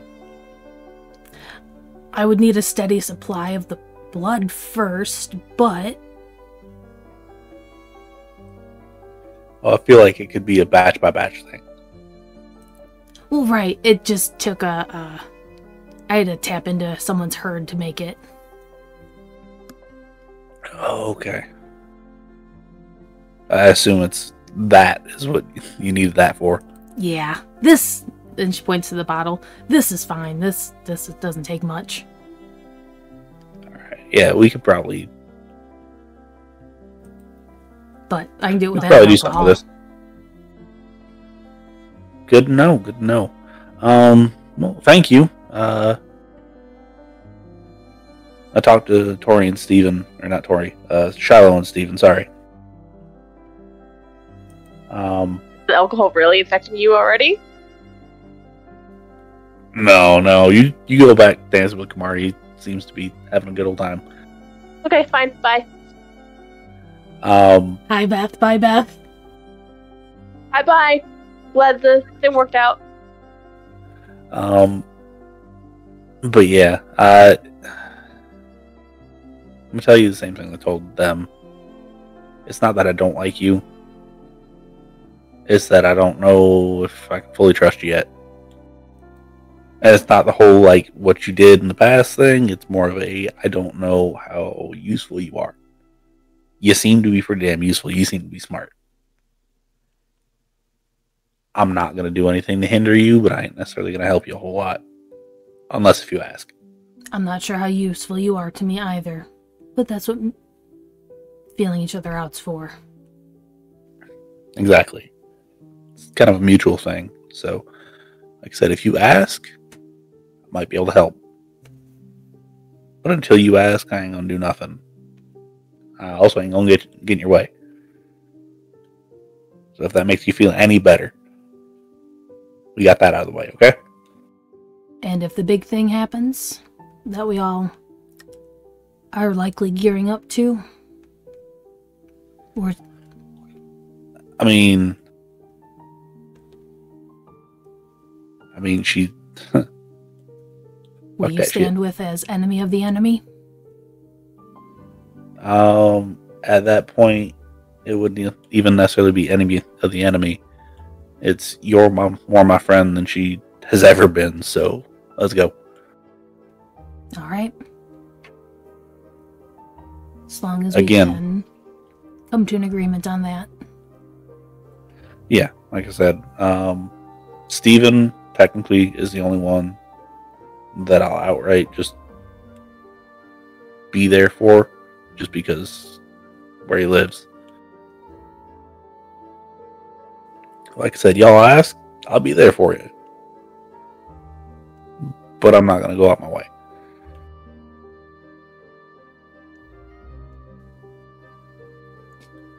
But again, not going to get in your way and do nothing. So you do you. Oh, and I talked to Shiloh already. The whole thing that you would ask about, or somebody had asked about. I'm going to see what I can do about making that stuff happen, okay? Ah. Okay. Been talking to Kamari, I wasn't sure the best way to bring that up to you. Yeah, he's been dropping it here and there of asking like what I was thinking. Takes me a minute to come to decisions sometimes about stuff like that. So, Well, considering we had a good deal of time talking to each other after the Wink incident. Unfortunately, you weren't there for that, but... yeah, me and him don't get along. Ain't nothing to do with clans neither. It's just Well, apparently him and stuff. Kamari don't either. no. That's a story for another time, though. I'll tell you sometime. But yeah, no. Apparently, there was an issue of like, if you like wondering where my loyalties lied, it definitely ain't with that shit. So It was hard to tell, given how things were happening.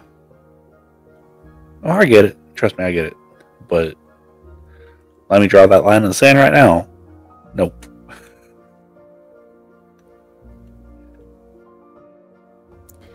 Well, that's good to know. I don't hold my old allegiances either. Whether you trust that or not's up to you. I mean, I'll take it for face value as it is right now. They would all rather see me dead. One does not leave lightly. No. You don't ever leave a sect lightly. Unless, of course, Anarch. Because they don't really give a damn. Right.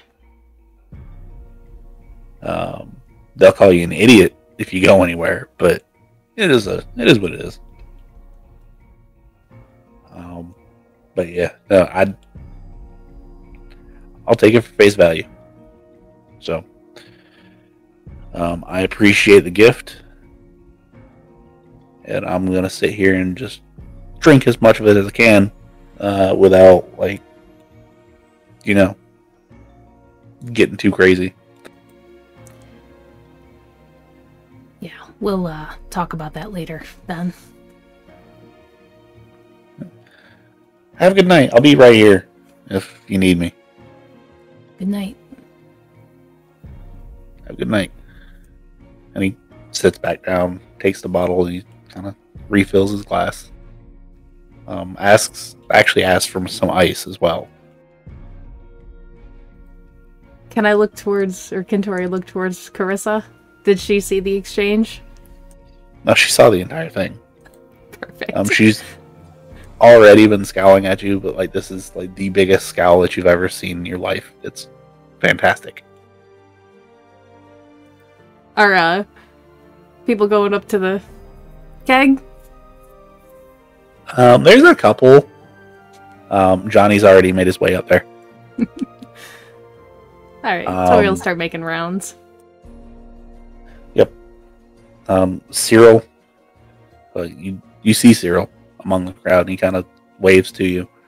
Doesn't approach you. You see the Savannah Harpy still there, talking to a woman, like I described earlier. Tory's been around enough that give me an intelligence and a politics, please. I don't have If you politics. Okay, so just intelligence then.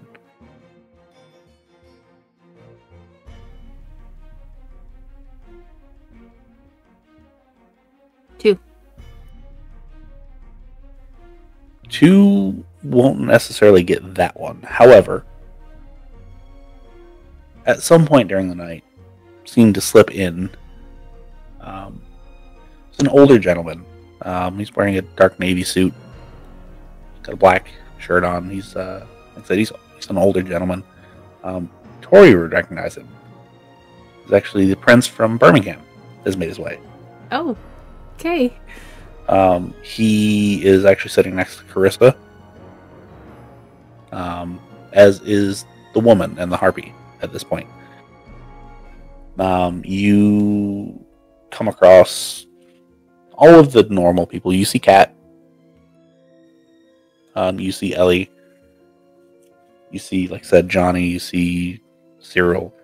You see the Asian man that's still sitting there, reading a book, not interacting with anybody. You don't necessarily know who he is, but you know it's odd, and he looks chronologically old, not just like kindred old. Yeah, she's not poking that one. Yeah. And he sees you, and he just kind of gives you a light wave. She'll nod and wave back. And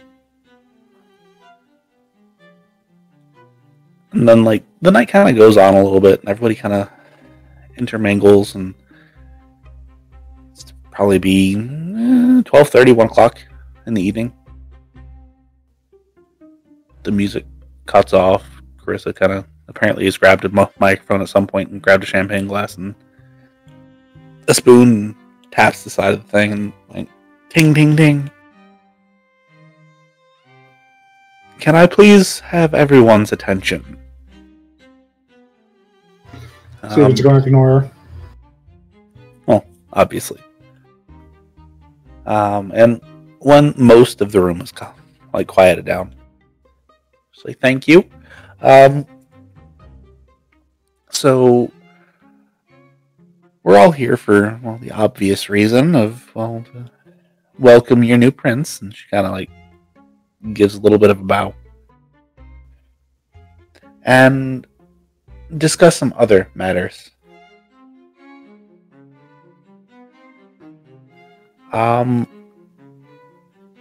There have been rumors going around lately that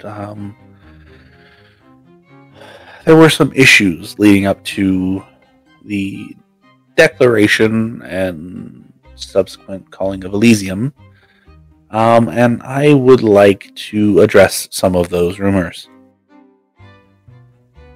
We have evidence of wrongdoings and slighting, which the actions taken weren't necessarily the wrong actions. However, the process by which they were taken was. One of my ghouls was killed. The reasoning behind it was due to a personal breach of information, let's put it that way, from one of the citizens in this fine city. Again, I say, reasoning behind it is understandable, given what all that particular person has been through. However, how they went about settling said score is not proper. They should have come and talked to me and made requests, and I would have taken care of the issue personally.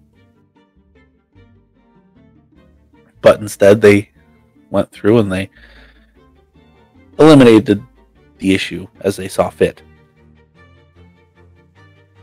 So, Shiloh, where are you? Shiloh will stand up and just kind of cross her arms and wait. And where is your accomplice, Samal Mustak? He's wherever the fuck he wants to be. And Samal kind of actually stands up and walks up to the front. I'm right here. Let it be known that in 24 hours of this time, and she looks at the clock on the wall, 12:31 and 36 seconds, that a blood hunt will officially be called upon you. The diablerization and elimination of you two are permitted by order of the Prince of Atlanta, Carissa Hughes. And everybody kind of starts murmuring and all that fun stuff. However, in those 24 hours, no harm is to come to them.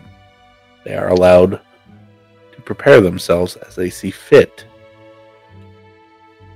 Any actions taken against you in that time will be punished. Is that understood, you two? Shiloh pulls her scarf off and bows low and says, "Let the games begin." And Samal's just like, you have given too much time. 24 hours is foolish. And he is still standing there, right next to, the cordoned off area. Also, we have another issue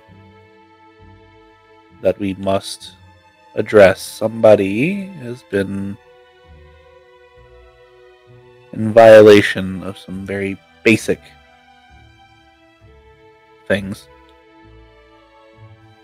Somebody has been feeding improperly.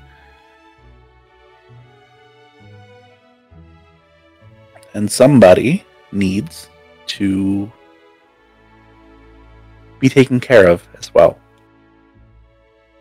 And she goes back and she pulls out like a piece of paper and she starts reading off the Camarilla like tenants, the whatever it is. Like, first and foremost, masquerade was to always be upheld. We are not to harm or diablerize without just cause. We are not to sire outside of permissible things. And she kind of goes through the entire thing. Now, who here is guilty of any of those? Raise your hands, it's fine. This little bit is going to be forgiven. Who has sired without permission? And a couple people raise their hands. Who has harmed another kindred without authorization? A couple people raise their hand. Tory will raise her hand. Kind of smiles at that. Kind of goes through and who has breached masquerade? And like almost nobody raised their hand. She's like, nobody. Surely there's at least one of us that has. And she kind of like starts walking about the room a little bit. She finds somebody with a cell phone. She's like, well, there's one. She like drops it on the phone, or drops it on the floor. She walks to another person, has a cell phone, grabs it. Oh, there's 2. 3. She kind of walks over around. And she stops in front of Victor and turns. It's like, and there's the 4th and worst offender. He just kind of looks at her and is like, what the hell are you talking about? Victor Cartwright.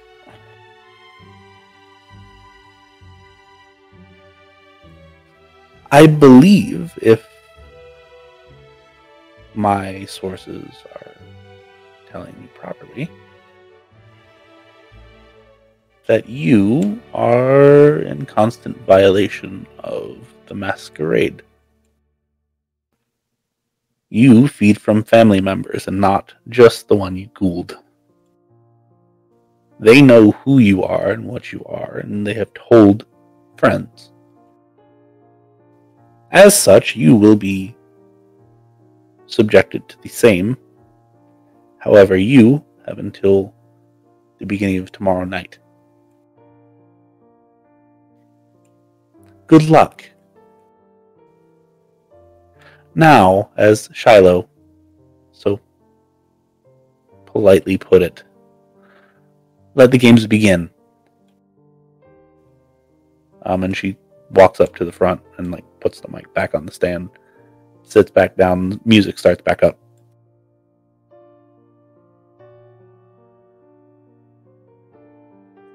Does Tory have Carissa's number? Yes. What are the chances? There's no chance that she has it on her tonight with the volume on. No, absolutely 0. You know that she wouldn't. Yeah. Still, Tory will send a text. Isn't this a masquerade violation? And then just leave it at that. Yeah, you see her kind of like straighten up a little bit after you send that. However, she doesn't like react to it. She doesn't like pull a phone out or anything.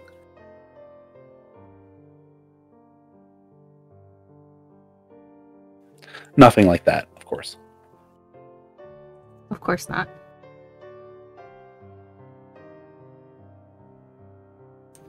Tory will make her way around towards the other barons to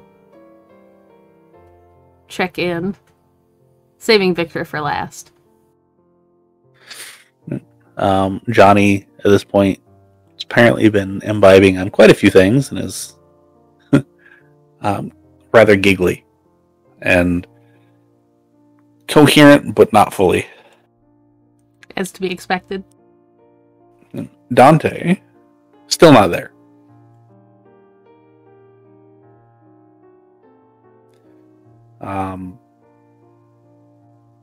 As far as anybody else checking in with Cyril or no? Yeah, she was gonna do that too. Okay. Before or after Victor? Is Cyril still mingling? A little bit here and there, but not really. He seems to have settled in a general area. Okay. She will speak to Victor first. If he's is he surrounded by people right now? He's got a couple people, but not a whole lot, no. Yeah, she'll walk over there.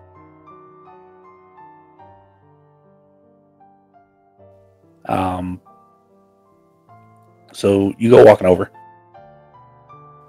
and you can see Victor's visibly angry.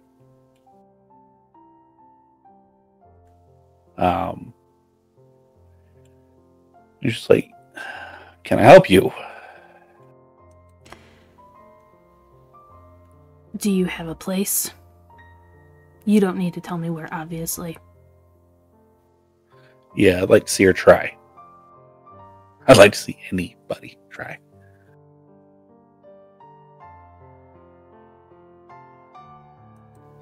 Yes, I got more money than she knows. Yeah, I got more money than she knows what to deal with, and I know how to get a hold of people that can mess us up pretty bad. But all they care about is the money. So.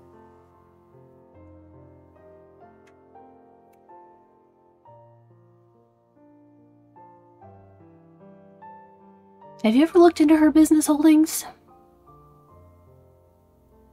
Yeah, it's a bunch of restaurants. You know about the fast food Some high chains? class, some... Yeah. That's where she gets most of her money. I figured as much. Could do something about that and interrupt the flow. Oh, I will. Don't worry about it. Alright. She wants to play this game, we can play this game. I'll leave you to that then. I don't intend on hunting, so feel free to contact me if you need anything. Alright. Oh, that whole thing of, I'm not gonna help you? Yeah, throw that shit out the window. You need help, I'll be there. Same to you then. When Dante comes here, have him come over. Alright. Got a couple things I want to discuss. Obviously, I have my hands full helping that one, and she'll gesture to Shiloh. But I'll still do what I can, obviously. Yeah. She wants to come hang out with me for a little bit. We can make that happen. If she got other things that she wants to do, I can pay her away. If she wants to go away for a little bit, you know. The gesture's appreciated. We'll talk about it. I wasn't expecting any time. I thought it was going to be right when I walked out. No. I'll at least give you 5 minutes. Oh, I meant, Hughes. Oh. Yeah. Turn a kindred away from Elysium's kind of frowned upon, so, you know. I meant when we left, I thought it was going to start immediately as walking out the doors. Yeah, I don't know why she's giving you guys time. Apparently she's got something in Me either. mind or It's strange, but... Yeah. Anyway, I'll leave you to it. I just wanted to make the gesture. Yeah. I appreciate it. Really do. And then she will go to Cyril. Okay. Cyril is in the middle of a conversation, but sees you walking up and kind of like waves them off. And actually approaches you as you approach him. Tory. Cyril. It's nice to finally talk to you. That's turn of events, yes? We knew it was coming, or at least most of it. Yes, that last part. When she started talking about things. I was curious if she heard rumors, but not so much. I was mildly concerned for a moment. Yes, that would have been bad. Anyway,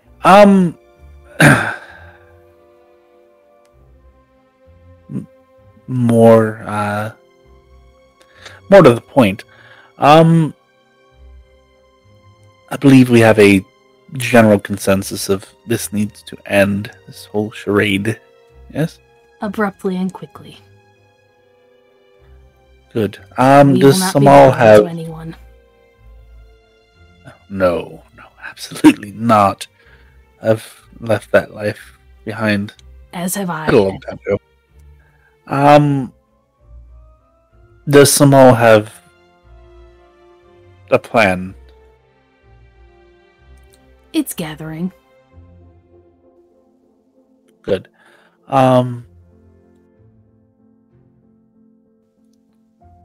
If need be,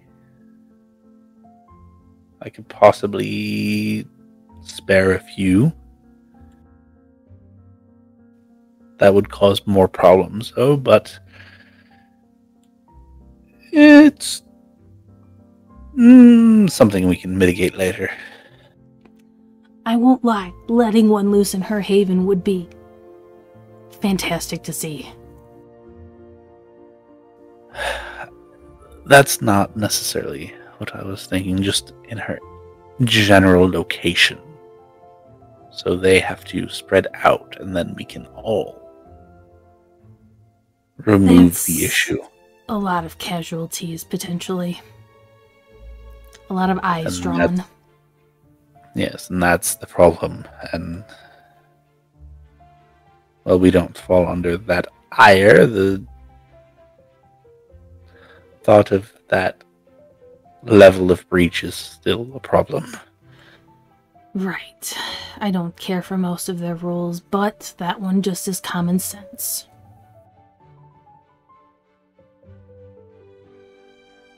One would Yes. think. You would think. There's worse things, though. Anyway, is there other things that you would like to discuss? Not here, necessarily. Are they dealing with the project or the byproduct of said project? Potentially what I could offer. I'm not sure if you partake, but I personally made the gift I brought. Oh, I've heard quite a few saying that it actually tastes like it should. Yes. So, I used to. It's been 80 years since I've had a drink like that, or even the remnants of said drink like that. So, if I were to do that, probably I enjoy gin. But Noted. it's not one of those things that I just absolutely have to have, even if it's a novelty. I didn't partake much prior at all, but it was nice to be able to. The option is there. Yes. if you can figure out a way to sell it, you might have quite a cash cow on your hands. That was part of what tonight's presentation was. Yes. It was quite funny when you gave Victor a gift and not a dear prince. Oh, the keg was for the dear prince. It's not my fault she doesn't drink it. Oh, that's even better. Perhaps I'll actually go have a swig or two.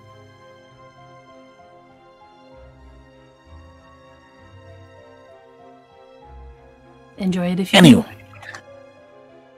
Oh, I will try to at the very least. I was never really a beer drinker in my time. It was what I had in plentiful supply. Yes. Also, my time was quite a while ago and quality wasn't nearly as good, so mine still had yeast and cloudiness in it. Mm. Yes, it's awful. This one is brewed in-house by my ghoul. Oh, okay. Good to know. I might actually enjoy it then. Anyway, if you need help for your associates, by all means, let me know. I will be staying much out of the line of fire for both of them. Just simply because I already deal with a very sensitive subject. I don't need more eyes on me than absolutely necessary. I may need to step away for a small time given the personal nature of this, and I will be having to step into the spotlight to make sure that my Coterie member isn't in harm's way. Right. That being said, I understand that you work with the Thin Bloods. I will provide as many of them as I can. Okay? It is appreciated. Whether or not they'd be willing is a completely different thing. I can make them, but I'm not going to make them. I would rather not. Choices are important. Choices are important as long as they keep you safe. If you're doing something dumb that will harm yourself, take the choice away. Everyone deserves to make their own mistakes. They'll just be indebted to you when you clean them up.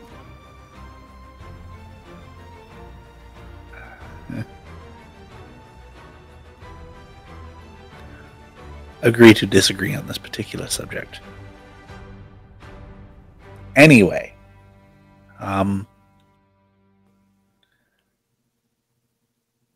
there are quite a few people around. I don't know if you've talked to a whole lot of them. I made some rounds earlier, but I arrived very late. Yes, I saw that. It was quite a spectacle. It was funny. I underestimated the time it took to make so much. It's fine. It's not like the party started until just a little while ago. Be careful of any valuables. There is a small Nosferatu around that apparently has taken a ring of mine, and I have gotten somebody to retrieve it for me. Noted. Yes. Not a huge deal. The ring was more throwaway, but I don't like people taking things from me. Of course. As you can guess. Yes. But beyond that, apparently there's a Malkavian that we need to give quite a wide berth to as well. Not sure exactly why, but I assume she still has the sickness Who and where did you hear that from? And he kind of looks around, kind of points at Ellie. Her. I heard it from a few people that she was shunned and sent off to Detroit. An associate of mine specifically told me that she was quite odd. Doesn't like to deal a whole lot with her. Just what we needed here. Oh, it's fine. Yes, as long as she keeps that to herself and doesn't spread it. Yes. I'm sure it'll be fine. Really, it's only transmissible to Malkavians and Ravnos, to the best of my knowledge. Perhaps others, but wouldn't put that too much stock in that. I'll make sure Steven stays away from her. Good. Anyway, I'm going to let you be about your business. If there's anything else that you require, let me know. Alright. And of course, you know how to get hold of me. Have a good evening. You too. And then he kind of goes back to mingling amongst himself and others. What would everybody like to do?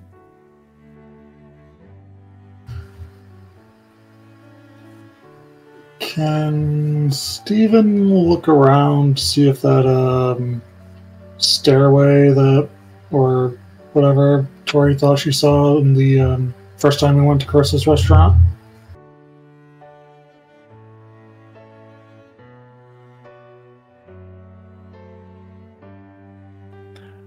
Yes. Go ahead and give me either a wits or intelligence and investigation, please.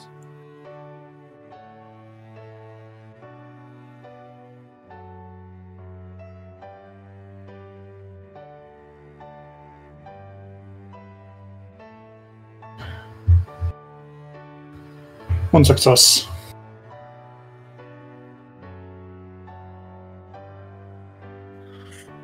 Okay. Steven can't really make heads or tails of like what's available and what's not. Now, there's just too many people in here at this point.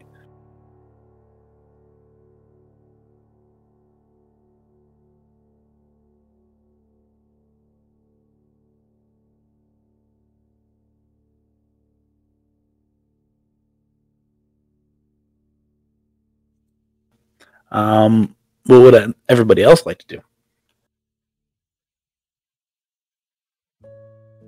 Is there anyone else that Tory recognizes or should be talked to? Obviously she talked about errands. I don't know if there's anyone else that she knows here. She doesn't know Kat. She knows to stay away from Ellie. She knows the princes, but I assume Tory wouldn't want to. She knows of the harpy. So no.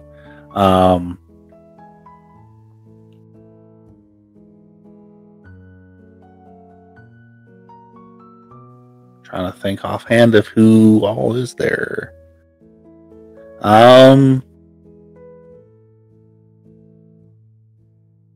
Not that I can think of, honestly.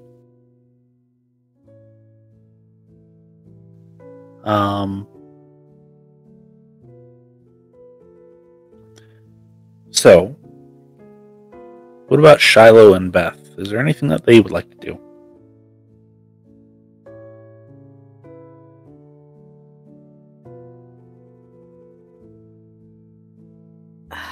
Man, I don't know what Shiloh would be doing right now. I mean,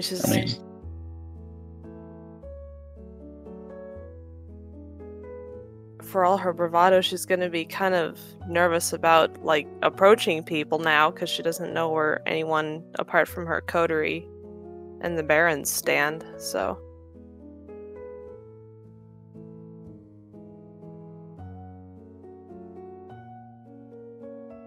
Yeah, Tory will kind of stick at a fairly close distance to Shiloh.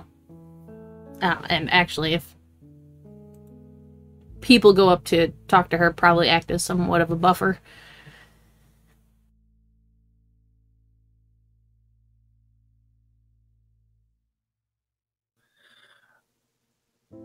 Can Beth please have during all of Carissa's little speech have been swing dancing with Kamari? No music or anything, just swing dancing without music. I think that would have pissed her off.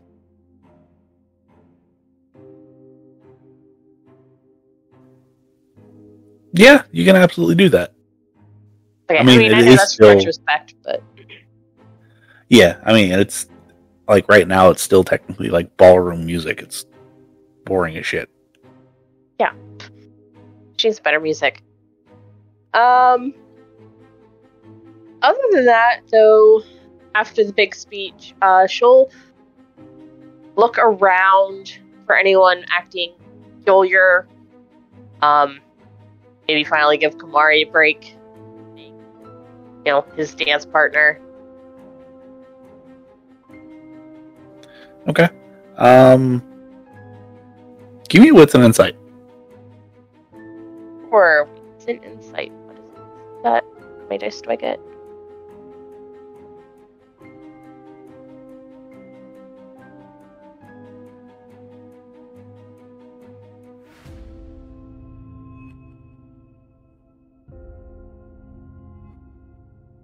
Zero. You know what? I'm going to use willpower though to re-roll my dice, my blacks. Okay. 2. Okay.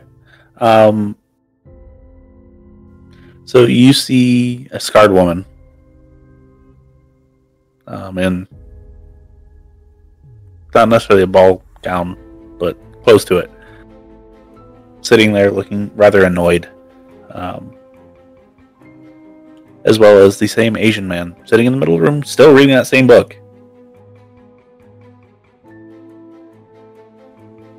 He seems to be content. However, nobody has talked to him all night at all. Go poke the bear. Of course, Beth would go poke the bear. So let's swing over by the Asian man. Kind of be like, hi. And then go talk to Kat and be like, hey, did your friend find you? Okay. So, first, start with the Asian man. You kind of sit down, like, hey. And at first, he just kind of takes a look at you, and I assume you sit there for a couple minutes. Like, yeah. Hey, I would just be like, hi. And if he doesn't answer, just sit there. Smiling. You see him, like, dog ear the page, set it down, and at this point, you, like, look at the book, and it looks extremely old. Extremely well worn. And he just stares at you and is like, good. I don't know what time it is. Good evening. Good evening. I noticed no one had talked to you. I thought it was kind of rude, so I figured to come over and say hi. Are you having a good evening? I've gotten the majority of this book done again. It looks like it's a Really well-loved book. Oh, yes, I've read it. Let's see here. I got it in 1864. 97 times, I believe. I don't think I've ever read a book that many times. I don't even know if I've read that many books. Huh. I've been around for a minute, as one would say. I've been around for a second then?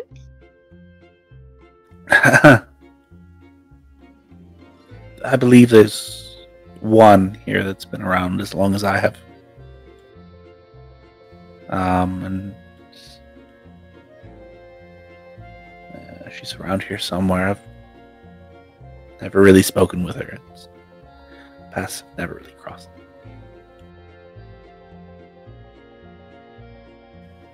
But it is what it is. Us Tremere like to stay by ourselves.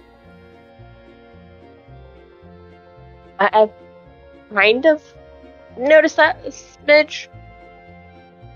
Ish. Yes. I'm sorry, I didn't catch your name. I honestly didn't give it. I'm sorry. I'm Beth. Oh, it's nice to meet you. The name I go by now is Jay. It's not Jay, but for all intents and purposes, it's Jay. Works. Nice to meet you, Jay. Yes, I am, because I'm sure you're probably curious at this point why nobody has talked to me. I'm the regent of the Nashville sect of us. People tend to be scared of me for whatever reason. It's not like I can do things that most can't. Well, you know, our kind's very skittish, for the most part. They so worried about everything all the time. Yes. Might have something to do with the last time I was at one of these. When I was leaving, somebody tried to attack me, and I turned them to ash immediately. They learned their lesson real fast now, didn't they? Yes, apparently I made them spill a drink. They literally tripped over my chair, and it was just this big thing. I don't come to these very often. Social events are boring. My first one of these. Not really a fan, gotta say. They don't get much better.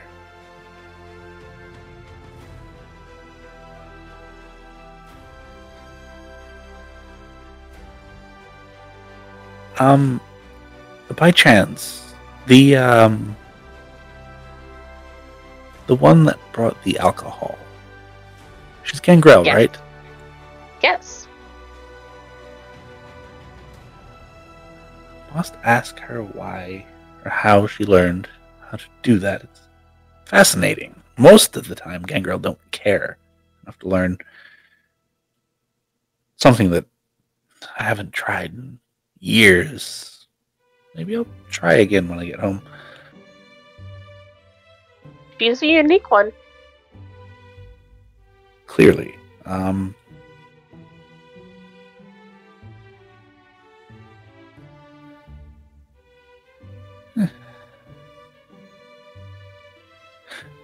Excuse me. And he kind of stands up.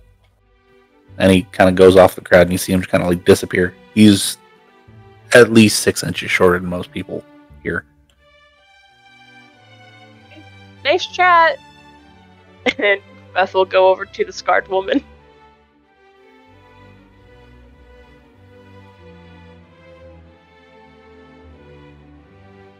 Be like, hi. Some boy was kind of looking for you. Did he ever find you? Name? Yes. I've seen him, but he has not come up to me yet. I think he was having some fun. Yeah, he said you're his ride, so he was looking for you. I will find him when I am ready to leave. Although, it is getting closer and closer to being that time. The host here is...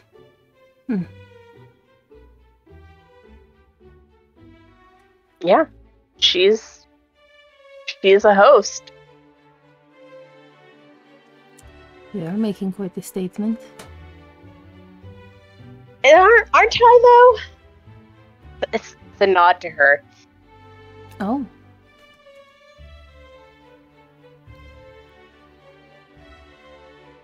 She owns a lot of these kind of restaurants. I was surprised. So I thought she would appreciate it. I don't think she does, though. Has she said anything to you? No. I don't even think... I'm sure she's looked at me. I just haven't noticed. And again, I'm not really paying much attention to her. I'm sure she's scowling at me right now. Well, typically during parties like these, one goes and pays their appreciation to the host personally. Yeah, I don't really want to. But thanks for the tip.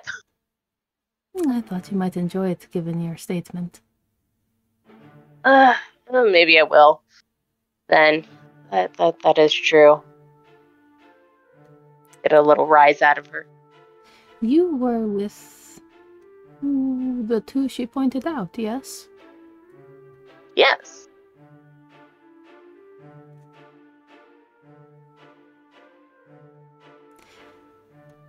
And you know the other one? Which other one? The one she made a big to-do about? Victor? The man? Yes, I know him as well. And what are your thoughts on them? I like them a lot more than I like her. And that is it?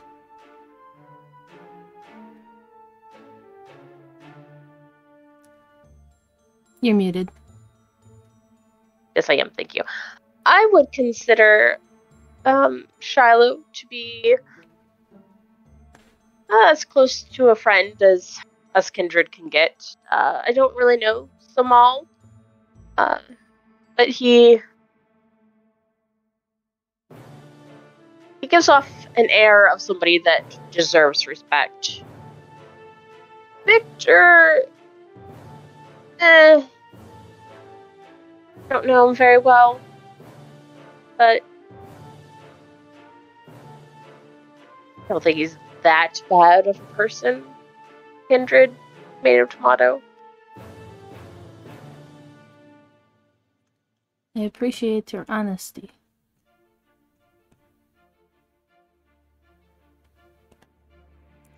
Sure. I believe I may go speak with them. I, dare I say, would like them more than I like the host, I think. Really? Best of luck with that. I think I'm gonna go try to find name. See if he found any. That way. Oh, thanks. I want to see if he got anything else good.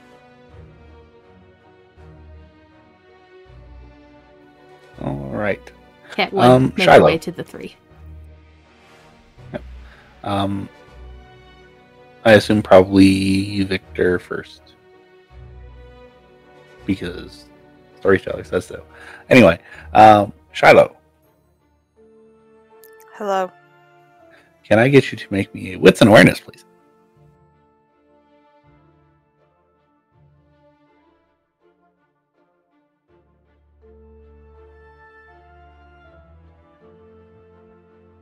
Four successes. Oh, well, that's good enough. You're kind of off by yourself. And,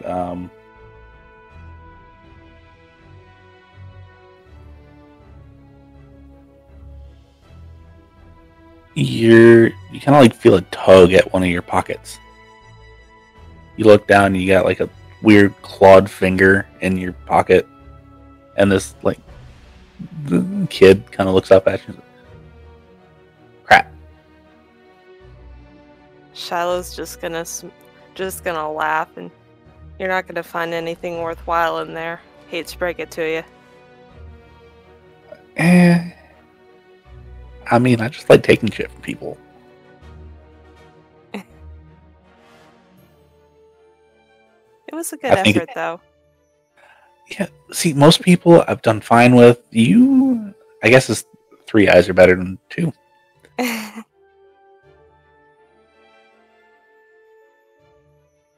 You're one of the 3 that, said something about, right?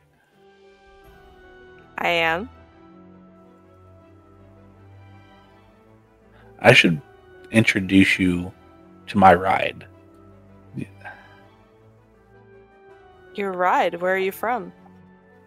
Detroit. Oh, really? Oh, I haven't been in Detroit since... Oh, man, that family trip in the 80s. It hasn't gotten much better, but it has gotten better. Well, You should introduce me to your ride. I've got nothing better to do for the next 24 hours of this. I would say that you could come with, or you should come with us, but I mean, I'm not gonna tell you. Dude, you're not my mom, and I'm not your dad, so. Let's ask your ride first. How about that? And Shiloh will just Yeah. kind of smile at him. And kind of takes your hand, brings you off through. Now, about this time, Dante comes walking in. And Dante is in a pair of gym shorts and a white tank top. He's got some, like, untied Chuck Taylors on. And, like, everybody just kind of stops and stares at him. And then just kind of goes back to what they're doing.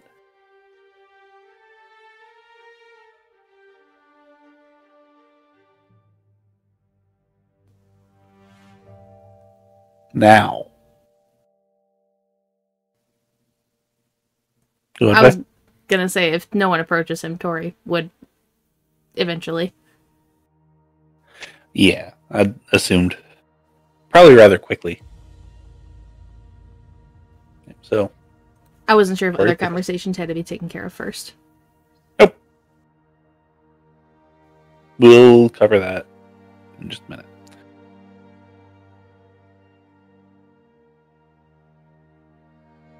So, Tory approaches Dante. I can't believe someone was later than I was. I mean, you said piss her off, so I pissed her off. Oh, you missed the whole thing. Oh man, I missed it. Damn. You should talk to Victor too, because apparently he's hunt number 3 for violating the masquerade. I mean, we all know that he ghouled his brother. Who the fuck cares? Apparently he's feeding on family members too, who told people. So, like, not smart there. But she's also going around plucking cell phones, saying that's a masquerade violation. So I sent her a text saying, "Isn't this a masquerade violation?" It was quite funny. Yeah, I'm gonna call Franny and I'm gonna make that shit loud. Please, do it. I'll send another text. Yeah, we should all call her back to back to back. That's great. Yes. Do we gotta, like, protect people as we leave here, or what's the deal? Well, Victor has until tomorrow evening.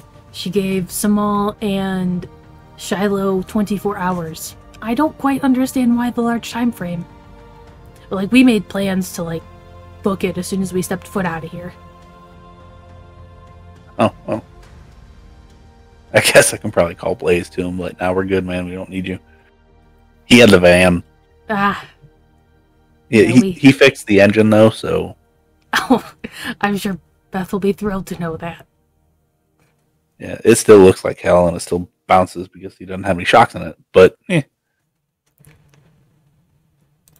You missed my bringing a gift for Carissa, who snubbed it. That was funny to watch as well. By the way, did you drink beer? Yes. Go to the keg. I think you'll like it. Okay. Sure. Anything else happened that I should know about? I mean, she formally declared herself prince.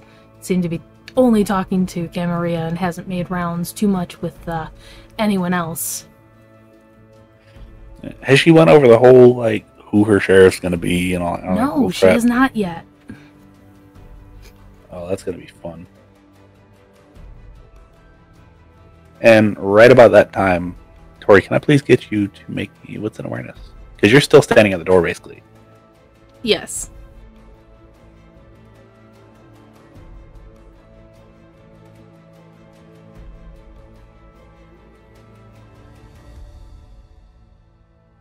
I'm gonna willpower that one. Okay. 2. 2 total? Yeah. Okay. You see a black SUV, completely blacked out windows, pull up out front. The front opens up, a man steps out, steps to the back, and kind of, you can see him like talking into like the thing on his collar. And then he opens the back door. And a gentleman, let me pull this up so I'm making this accurate.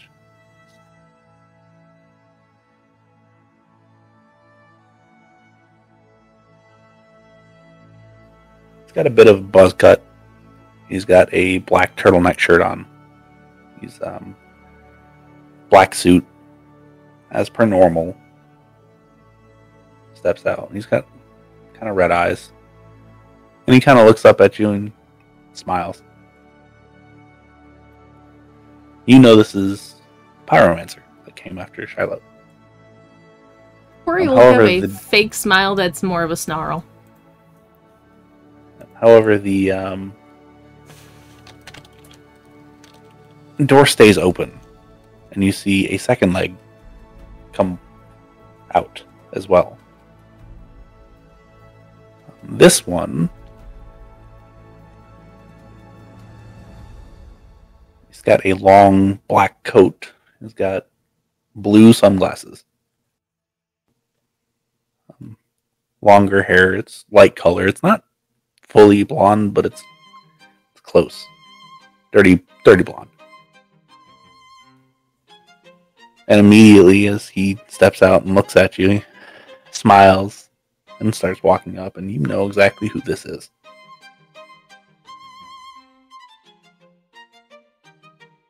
You are muted. She'll freeze, torn between standing ground and running.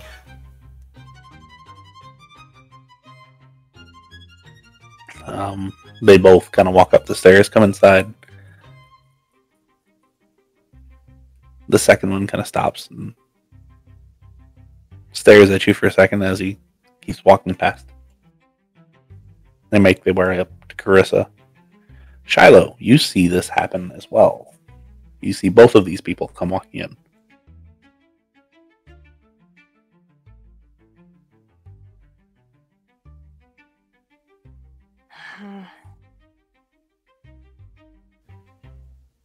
Stephen and Beth, you at least recognize the Pyromancer.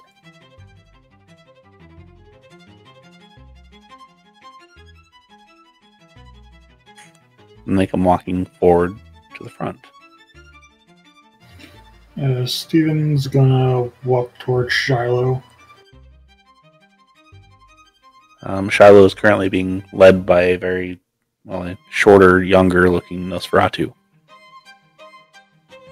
And we will resolve that conversation now.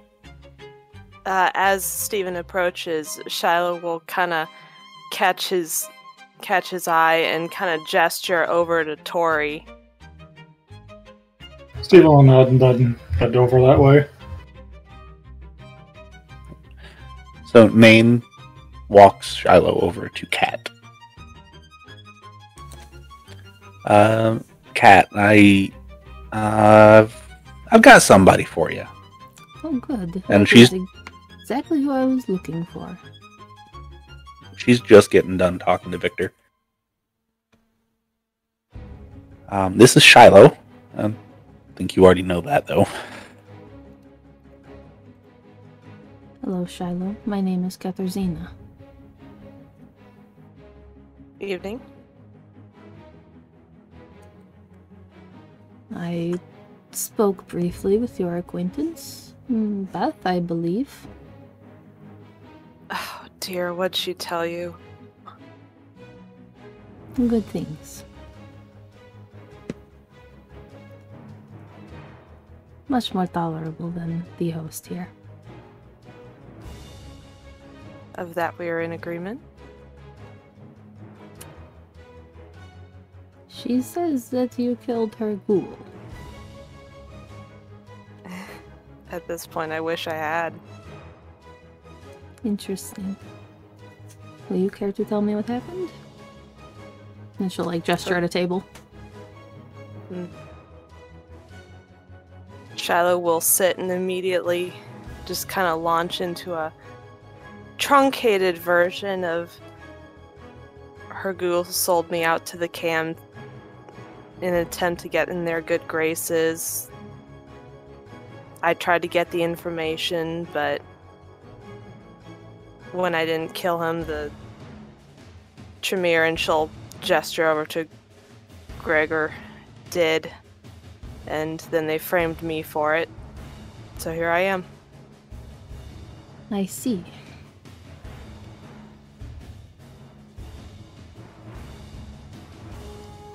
I find myself wanting to inconvenience her. Do you have a safe place?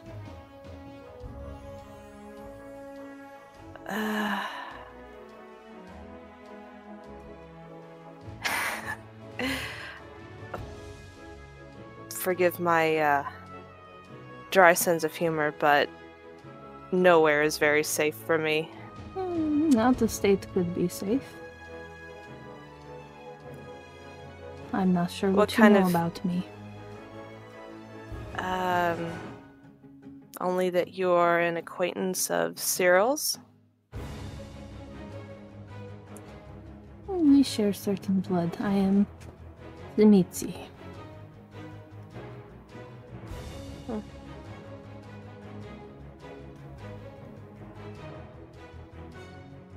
I would be willing to extend guest rights, prolong the guest rights, in order to inconvenience Miss Hughes.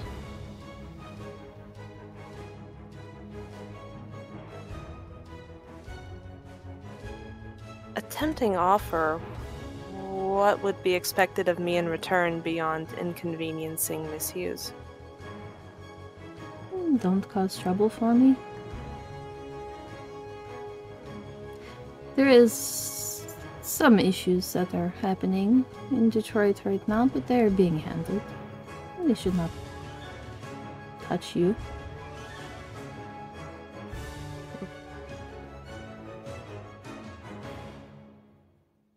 Seems pretty universal for any locality with kindred. Trouble seems to follow us like gum stuck to the bottom of a shoe. It comes and goes in waves, I have found.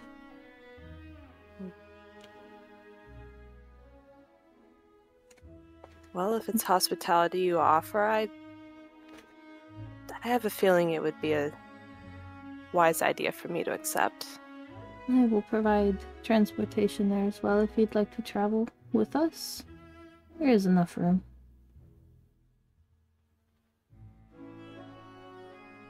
That would be greatly appreciated.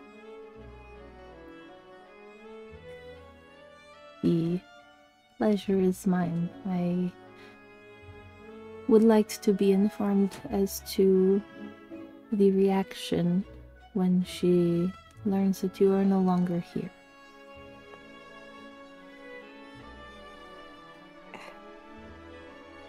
As would I. Nain, I believe you have the phone that you could use? Yeah, I've got 7.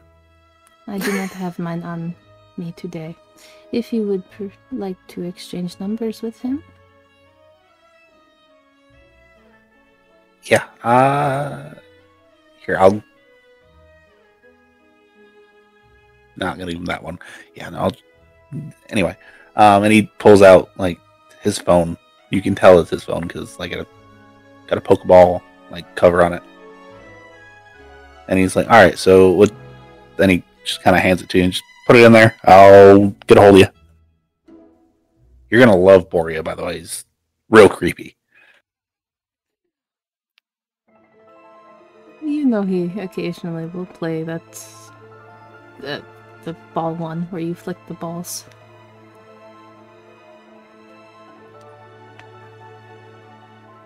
I'm very curious now. Yeah, sure. Let me put in my number, and she'll like turn away so that Carissa can't see she's messing with a phone.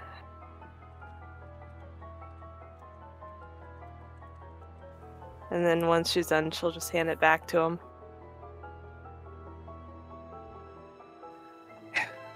Well, and he'll just immediately like send a text message to you. I'm like, all right, so I've got your number, you got mine. Kat, if you're done, I'm done causing havoc. And just like, and he kind of like looks over the stage like, 5 minutes. That is fine. I would like to speak with this Samal as well. Okay. And they kind of disperse. Shiloh, you watch Nain as he kind of like sneaks up behind everybody. And he's like at the stage. Carissa kind of gets back on the mic and she's like, excuse me. Your attention, please. And again, everybody kind of quiets down. Shiloh, you're watching them. And like the rest of the princes come walking up. Harvey comes walking up. I am proud to announce that our final guest, honored guest, is here.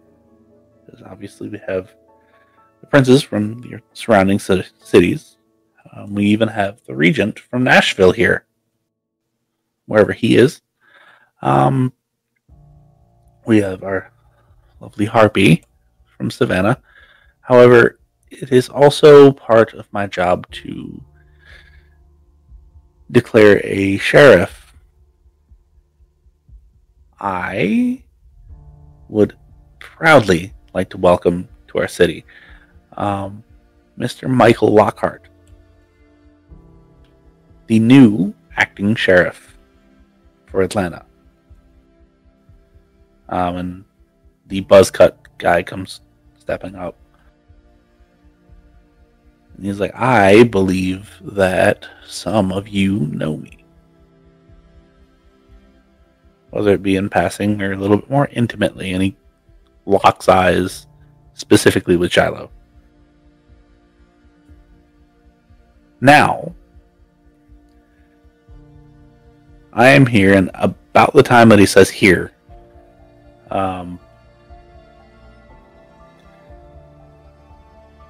like his jacket pocket explodes,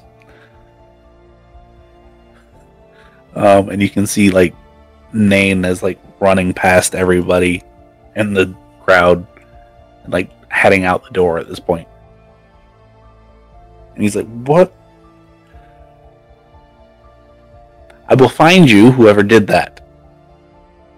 I assume that it is a Nosferatu, because who else would play a stupid trick such as that? Anyway." And he just takes the jacket off at this point. I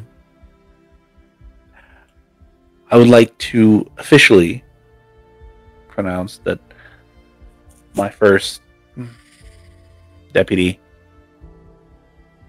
we'll call him a deputy at this point, has volunteered from our Chicago establishment.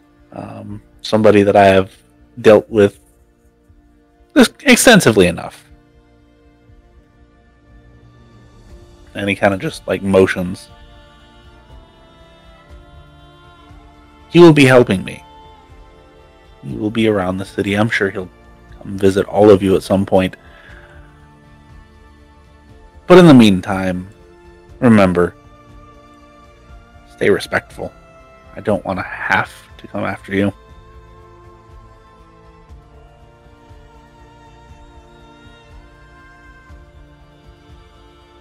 And he just kind of like steps off, and Chris is like, now, everybody, you can go about your day. It's, that's the last thing. Those of you that wish to stay can, and those of you that wish to leave, I won't be angry with you anymore. And she kind of like sits back down. And I'm going to leave the floor open to the Coterie. What would they like to do? Steven's going to be over by Tory and Dante at this point, I believe. Yes. Tory is visibly having a difficult time right now. I kind of wish I clipped that guy while I had a chance. You alright?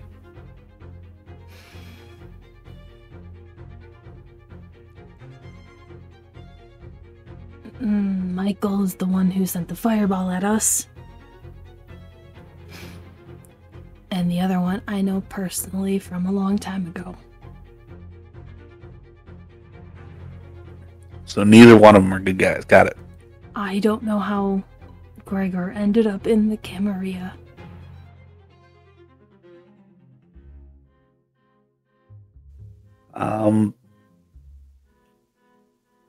Tory, can I get a wits and awareness? Sure. Out of curiosity. 2. Although I could reroll 2 of them. No, that's enough. You can see Kat talking with Samal. And Kat is like physically holding him back at this point. Like you can see him without even like an insight. Pissed.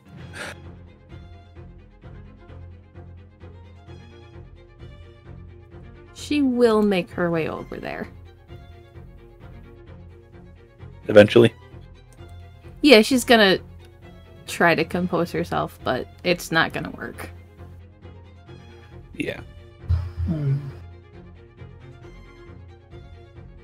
Steven, what you need, man? Thought about it, decided not. Stephen probably will know Simone well enough to try to help Kat restrain him. Okay. So yeah, Tory comes up and Kat's whispering something to Samal at this point. Not gonna make you do both those voices. And I can, it's fine, it's whatever. Tory will lay her hand on Samal's shoulder and just like from kind of behind / the side and just like grip tightly. You kind of grab kind of tightly. And he turns around, you see like he like brandishes a small dagger. He's like, get up. Apologize, and he like puts it away. Like slips it back into his pocket. Yes. Not here, Samal. It's not worth it. Supposed to be a dead man anyway.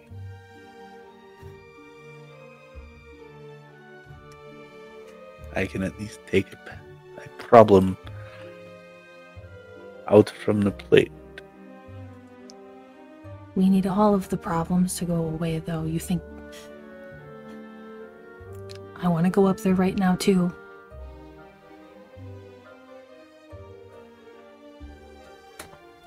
And he just kind of sighs. Like, makes himself breathe to sigh.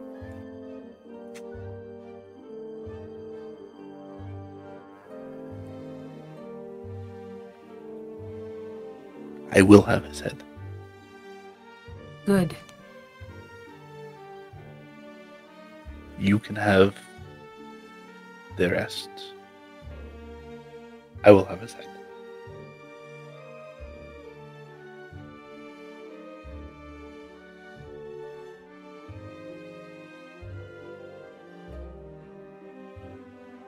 I would love to go take care of that right now. But we can't, and we have bigger plans.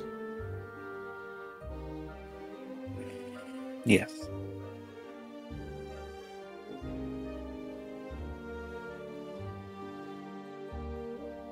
We need to make sure Shiloh is safe, and he kind of looks over his shoulder, is going to be taking her out of the city for a while.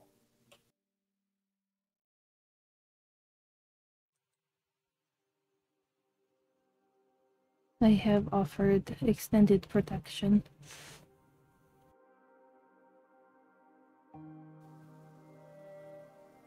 And we appreciate it. It's, if I could take it myself, I would. But I am needed here. Yes, we were interrupted as when you were going to tell me why you could not.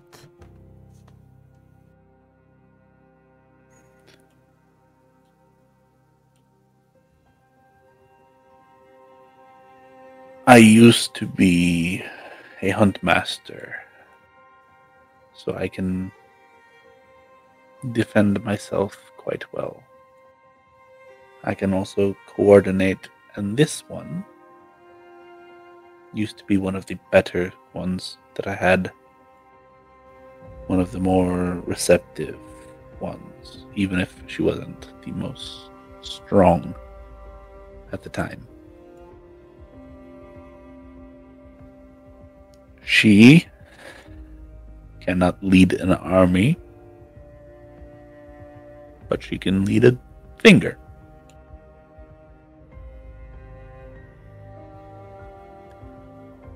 You need somebody that can control the entire, for lack of a better term, hand. At least it's not a black hand, though. Not? It sounds like you were affiliated. I was, as with most of the Sombra. There would be a time, multiple times in my life, where we would not be friends. However, if you're going to be taking care of Shiloh, I will consider you a friend. I am surprised one of yourself would deal with the Soul Eater. You learn to accept all. For all of the faults that this Sabbat had, that is one that was acceptable. You learn to accept all for what they could do.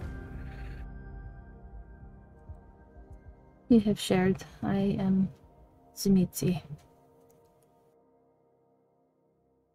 So the offer of protection and hospitality follows. I appreciate it. At this point in time, I will decline, respectfully.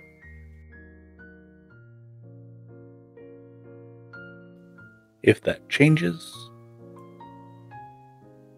I will let you know. Very well. Farewell. Then Cat will turn and walk away.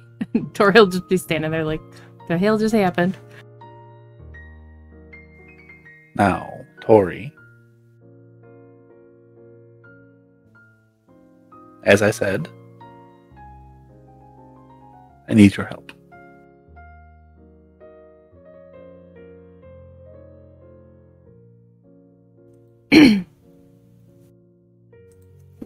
With what?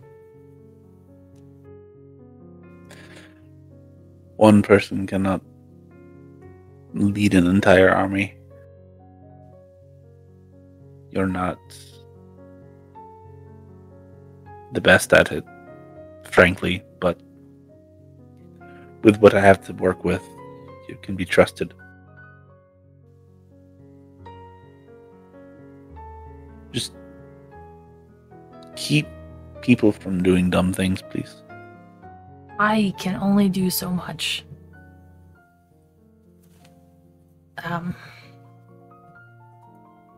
Depends on what kind of dumb things you don't want done. I will send one of my Nosferatu that will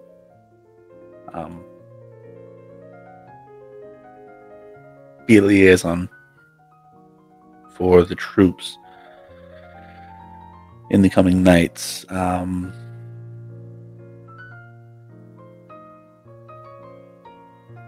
Use her as your loudspeaker. Okay. I assume they're going to be more personable than I am.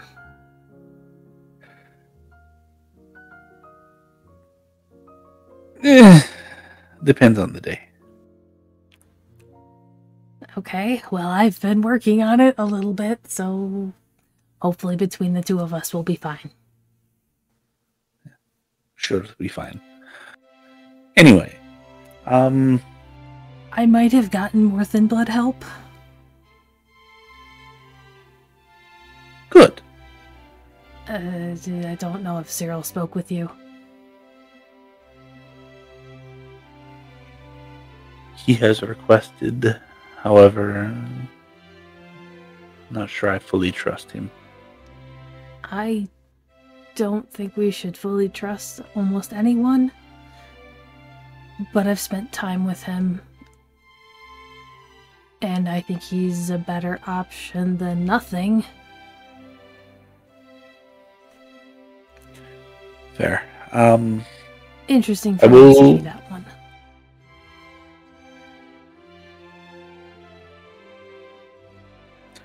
I will put a public meeting tomorrow evening, early,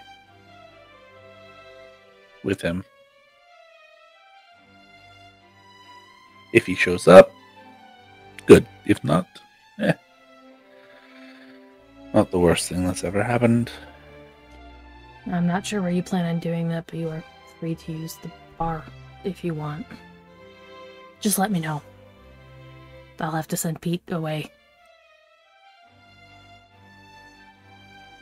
No, I believe in 3-star restaurants would be a perfect meeting place.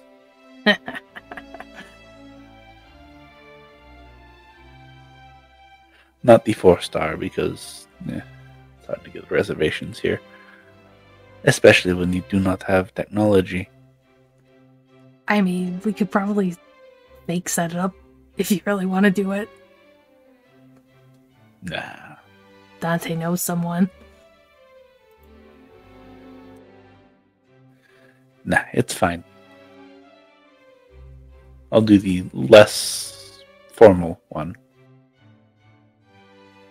Anyway. I will focus on the heads. You can focus on the body.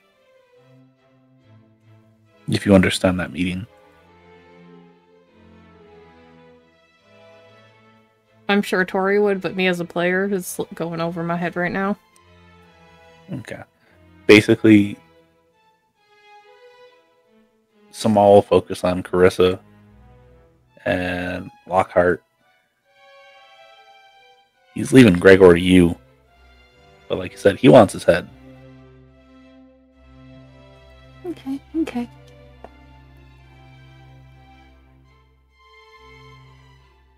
That's gonna be difficult.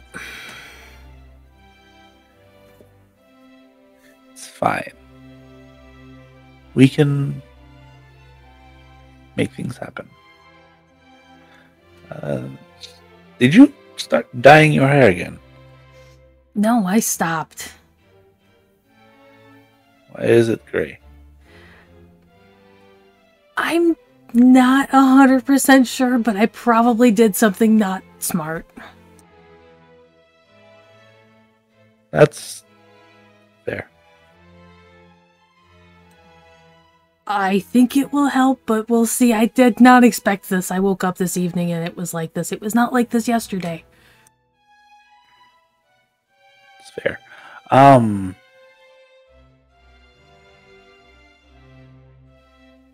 I need to go strategize. If I cannot, then he kind of turns around. Gregor's not there anymore. If I cannot take care of issues, I need to make sure that we have a plan too. If you'll excuse me,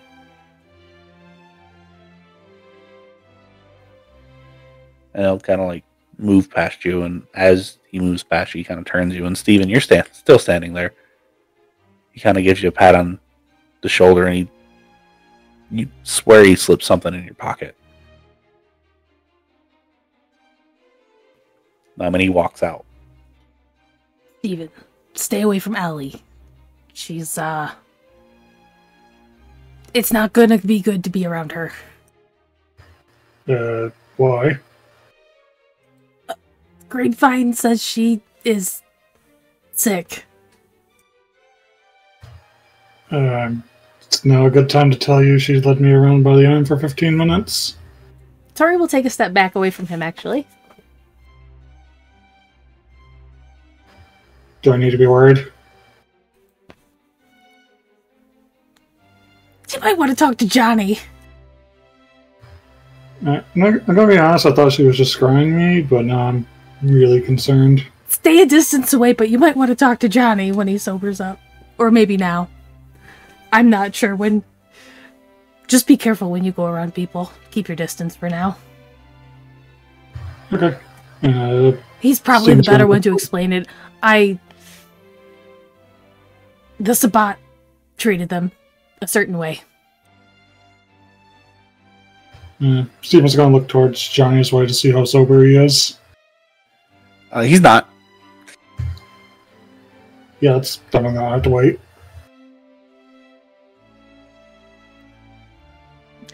Yeah, send him a text. Alright, I'll take a separate car home, just in case. Yeah, I hope you're fine. It's not always... I'm sure it'll be fine. Be fine.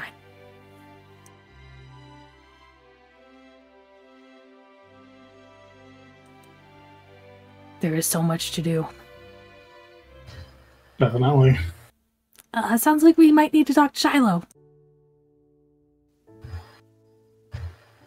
Something going on? Oh, did you not hear that conversation? Or did you, Right. zone out? I was kind of on my way over. I was making some small talk with Dante. Oh, is Dante still right there too? No, at this point, Dante's over at the keg. Ah. However, there is a small Asian man standing next to you. Quietly. Hello? Hello. You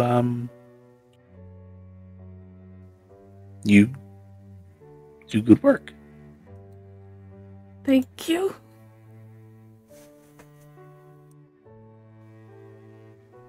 If you don't mind me asking, where did you learn that?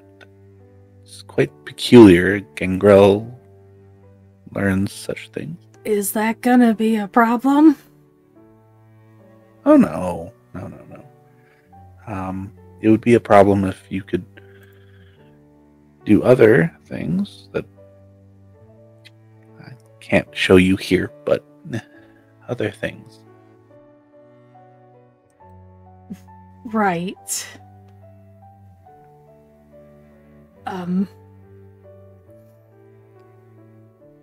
I used to know a Tremere. Judging by your reaction, it was either Michael or Gregor. Yes.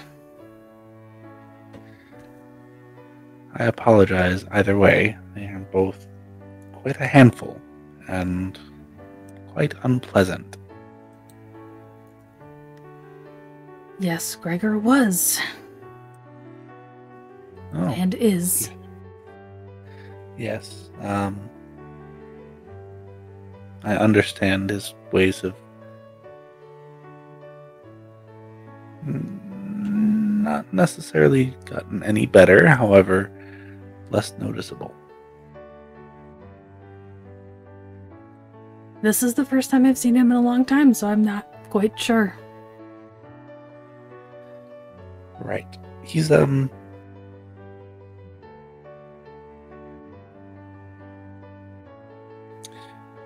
problematic.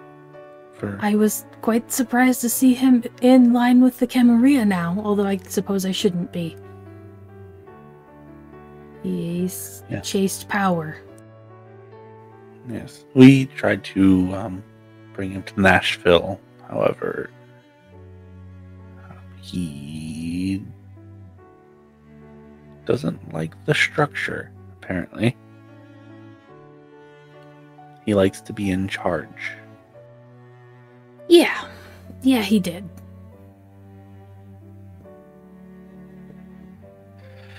He's, like I said, a problem. Yes. It's a problem I would much rather not have to deal with, but apparently we do. If it makes you feel any better, I'll be not too far away. If he becomes too much of a problem, put him in his place. Okay? Okay. If he becomes a problem for us at the Chantry. I don't know what would constitute a problem for the Chantry.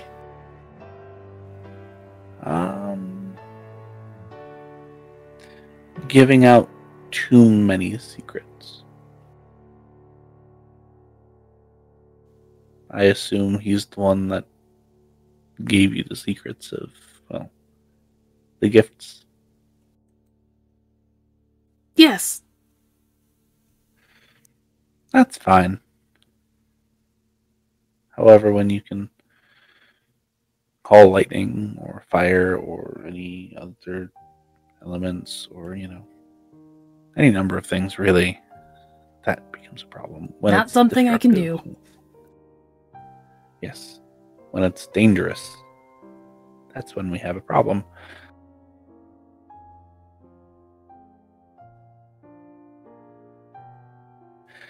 It's nice to meet you. You seem very uncomfortable, so I'm going to leave you be. I'm just worried I know how some men in Tremere can be when others know things they shouldn't. I've been around too long to care, frankly. Well, that's a relief.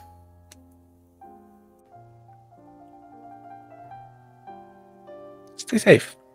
And he walks you. off as well, quickly disappearing into the crowd.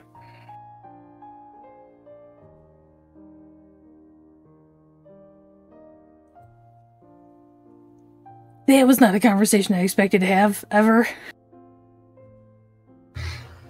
Yeah, he was a little spooky. I don't Beth know how pops much up you from know about... nowhere. Jesus, Beth.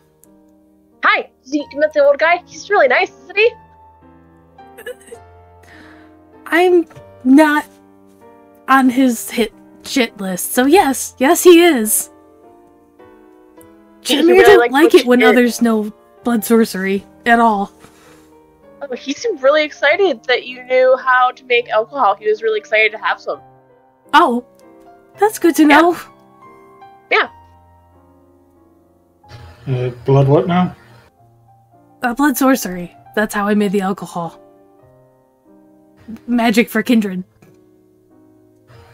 So when It's like a little bit science and a little bit more than science.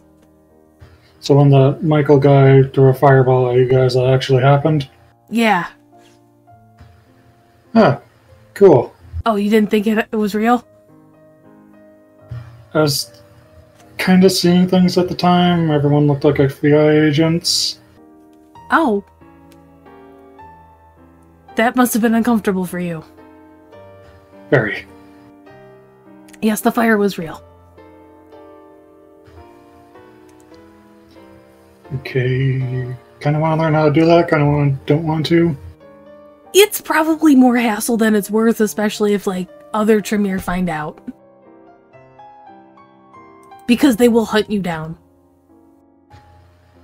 Yeah, fun. I didn't think he was going to be here. I probably wouldn't have brought that, because now I'm on his radar.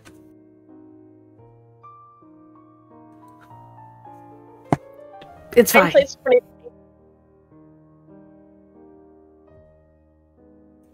So anyways, we have to find Shiloh? Yeah, apparently something's going down. Yeah, I think Name was going towards her. Last I saw, and Beth will start looking around for Yeah, Name apparently Katrina spoke with her, and Samal, and Victor. Yeah, talk to her too. She seemed alright. That's good. She liked my honesty. Mm. You are rather blunt. I mean, yeah. Now, the biggest question of the evening. Would Shiloh still be sticking around? She would... I mean, she would stick around long enough to try and tell her Coterie members what the hell's going on. But as soon as she could get a chance to talk to them and stuff, she'll leave whenever Kat's ready to leave.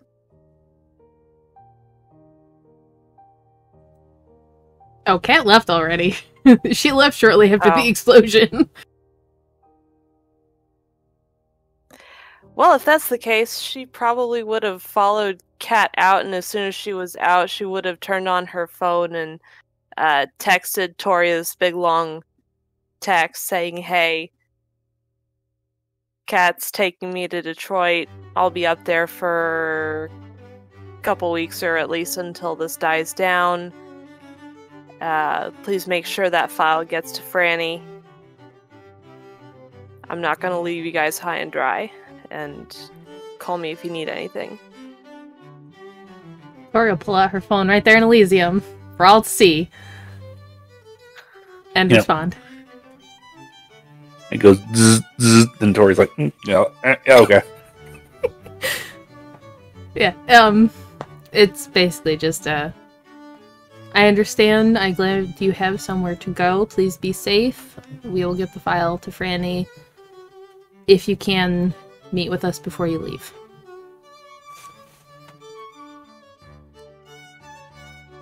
I'll see what I can do. Oh, great. Katarzyna? Kitty? Ooh, Kitty. Anyways, yeah. Said it is respectable for us to go meet our hostess, our new prince. And she thought that I would especially like it since, a hamburger dress. I mean, But I I can don't know go if do it actually- again. I already met her when I dropped off the keg, and she snubbed my gift. Oh. Yeah, I don't know if I actually want to deal with her right now. We don't have to. We don't, we're not Camarilla. Yeah, we're not. I don't even, get the point of this. I'm not gonna lie. This is a freaking anarch state, not Camarilla, so she... Yeah, she's piss trying to off. make it not. I understand that, but it's stupid as all hell. It is. But she's got some powerful backing here tonight. Yeah, but I wonder how long she'll actually have that backing. That's a good question, and something we should probably work on figuring out. That's a goal, then. You could go interrupt their talks, it would be rather humorous. Alright, sure. I'll be back in, like, less than 5 minutes. Tory will move so she can see this clearly. Okay. So Beth approaches, and Carissa's sitting there currently talking to the Prince of Birmingham. He's like, now, you understand that all of the duties that come with your new position is something completely new to you, obviously. I mean, you've never been a Hoppy, you want a sheriff, you want a scourge, you want nothing like that. And he kind of stops and like stares at Beth. And you gotta figure out how to get your subjects to, be more respectful. Can we help you, miss? Oh, I didn't realize I'm supposed to come up and actually say hello to Carissa. So I was doing that so that I would be respectable.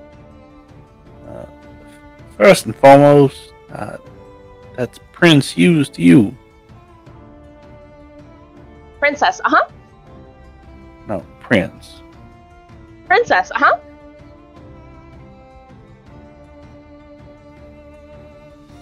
Y'all a bit dense, is you? I mean, I've been told that. It doesn't really bother me, though.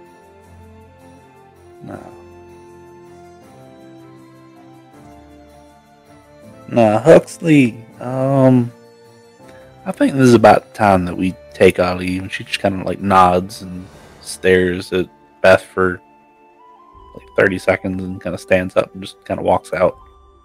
Bye. The harpy's still sitting there. Would Dante have shared his plan with Steven to try to get Carissa's phone turned up? Probably. Oh, yeah, have we received that confirmation yet? Not yet. And Carissa kind of stares at Beth and, can I help you? Not really. I just came up to say hi, because apparently that's the respectable thing to do, and I didn't realize it. I didn't mean to be so rude. Oh. You think you're funny? I'm being dead serious right now. I'm not trying to be funny. No, then she kind of like motions at you. This. With my hamburger dress. I thought you liked hamburgers. So you do think you're funny, okay? No, I'm still being very serious. And about that time, Tory, your phone vibrates, and Beth's phone vibrates, and Steven's phone vibrates. Saying now. You want to go first? Tory will press the call button.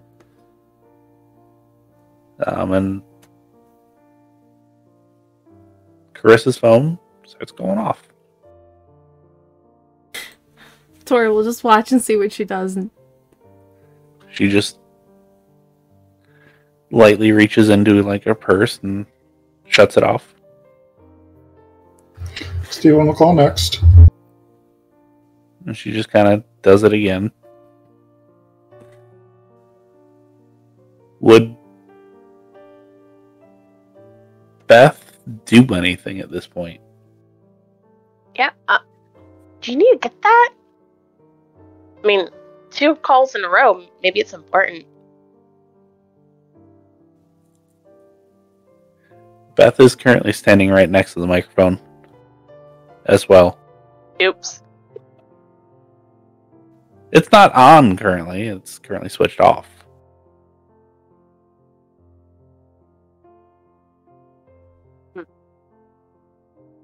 Good. You can see Dante pulling out his phone, and he's like staring at Beth, and he's mouthing something. Okay, what check do I need to make? we need you to turn it on. Can I? Like, fairly inconspicuously. You can give me a dexterity and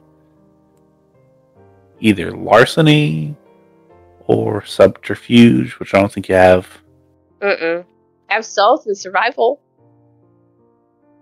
I'll let you roll stealth. Cool. Is Tory seeing this? Because, like, she'll go up and distract Carissa if she realizes what's going on. Yes. I rolled as good as I can. I got 3 successes. That's the best I could do. I got real lucky.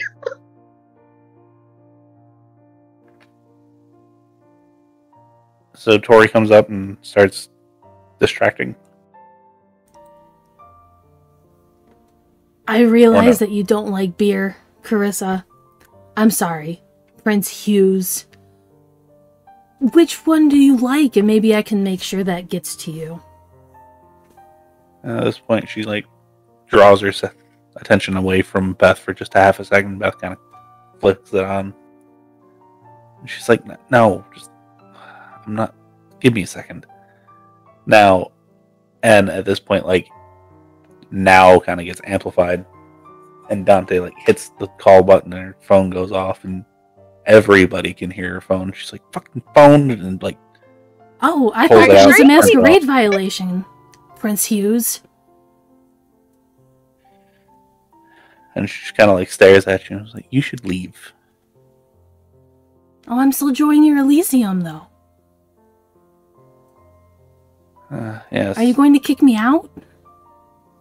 Anarchs aren't welcome as much. Oh, I thought Elysium was open to everybody. I see how it is. Now I'll make sure all of my people are gone, since you apparently don't like us. Yes. And she kind of walks over to the microphone, flicks it off, and she's like, "I don't know what game you two are playing, but it's not funny.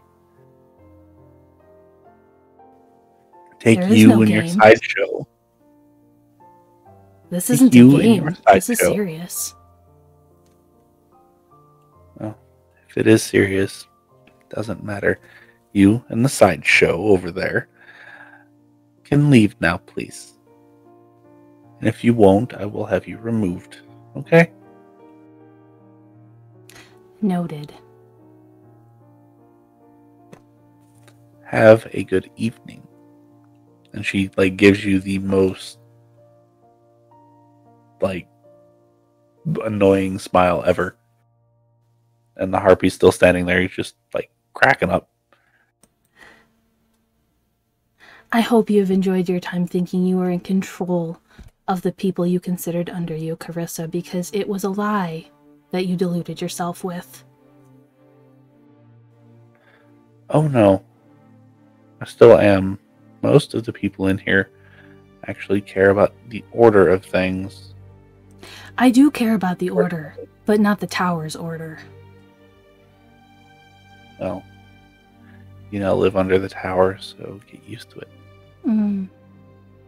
I won't, and I don't think I will for long.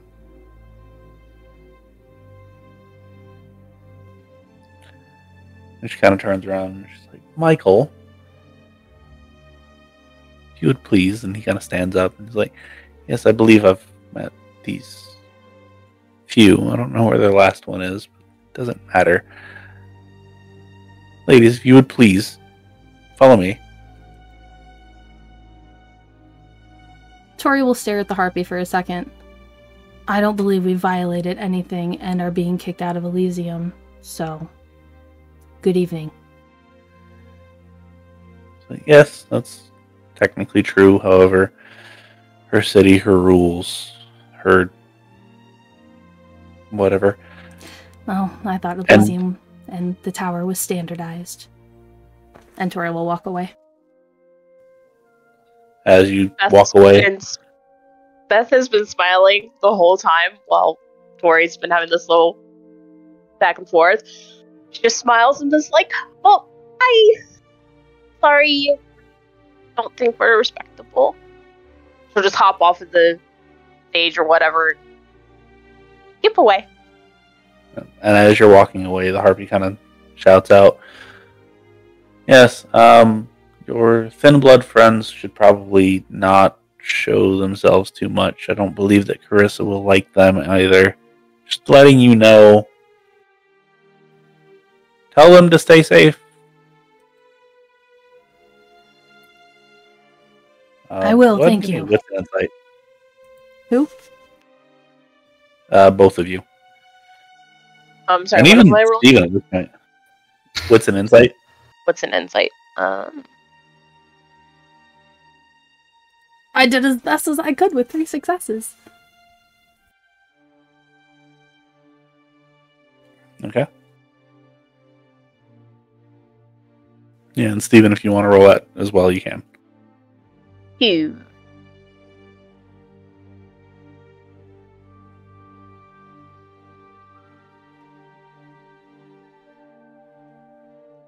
Three successes.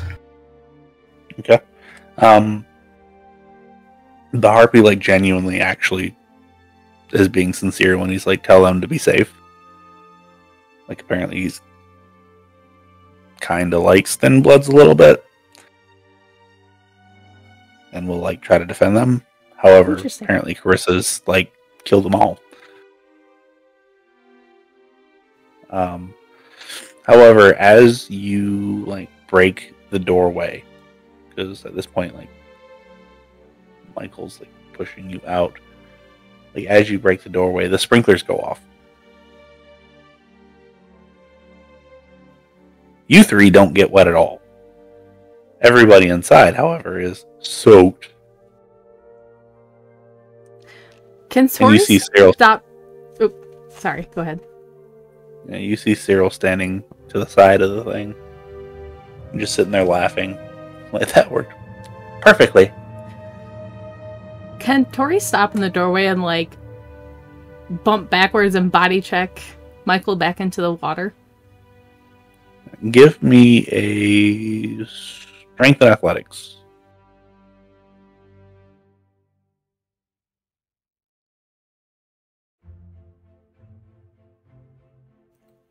I'm gonna willpower this one because I only got 2 successes. That's more than enough. Oh, okay. He kind of just, like, slides back into the room, and you can see him just give you, like, this glare, and, like, steam starts coming off him. And, like, you're very lucky. Well, she didn't like that you had your hand on my ass, hand off ass, okay? You don't touch people without permission.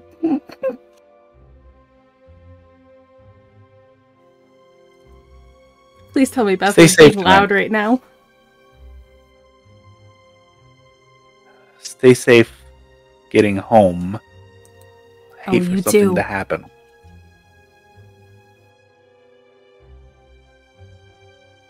And he kind of stands there and watches you as you exit.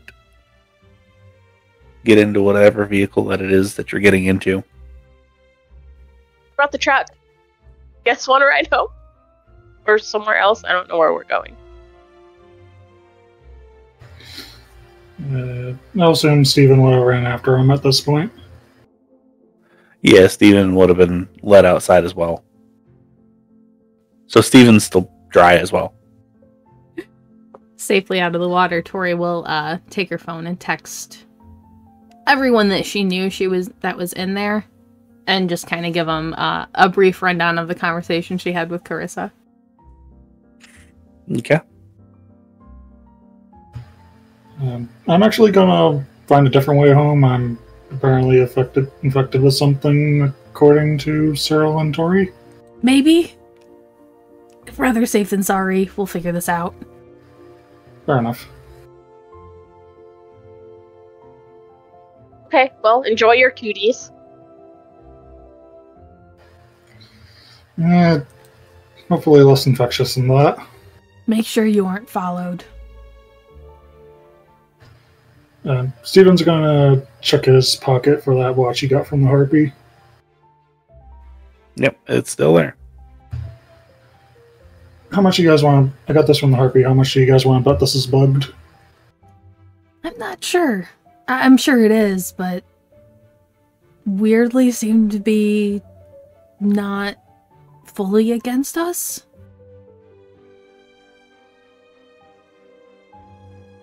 Maybe when I get home, I'll take it apart, see what's inside. You have that cage, don't you? Yeah. It's if they do find out where you are, it's not like you can't go to the Coterie house. Yeah. Apparently, Vic knows where I live, so... I mean, you do live in his domain. You don't live in the sprawl. Yeah, but it does seem like people may know where I live, so I may have to abandon that place. I mean, you still have your human identity. It's not like it was hard to find you if they wanted to. Sure. Have you ever heard of a cobbler? No. What's that? Make shoes for vampires or something? What? Do they make shoes for vampires or something? No. They can wipe your identity. It seems useful. I guess. Probably for you. You're young. Yeah. I'm sure we can find someone to put you in touch with. Yeah, I was thinking about having to fake my death in a few years anyway, since, don't age now. Yeah, staying in contact with human family members is not suggested normally. But we'll figure out someone to put you in touch with to get that taken care of. Sounds good.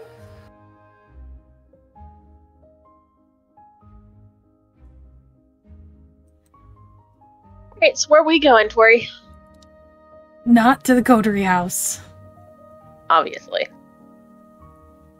I was probably going to go to the bar and see what it comes of it. Okay. I mean, should we be separated tonight? Or safety in numbers? I'm not sure. I really made her mad, so I don't know if you guys want to be around necessarily. I mean, I don't think I helped matters any. She thought I was very funny with my hamburger dress. I saw it was fantastic, Beth.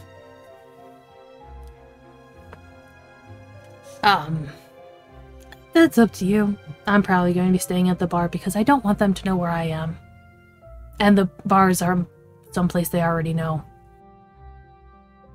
True. I mean, they probably already know about my garage. But yeah, sure, I'll hang out there. I'll send messages to the Double Georges, letting them know, heavy shit went down and they need to stay safe. You sure you don't want to go check on them? Ooh, yeah, I probably should. I'll drop you off at the bar first, and then I'll check on them. They'll circle back around if I have time. Yeah, I would appreciate checking in with Cameron.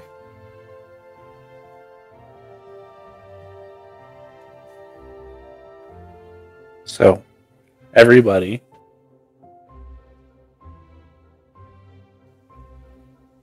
disperses for the evening. Beth drops off Tory. Stephen gets a ride home.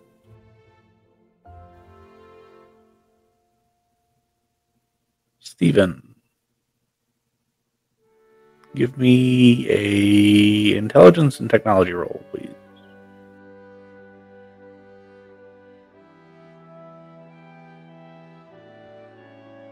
I'm going to spend a real power real quick.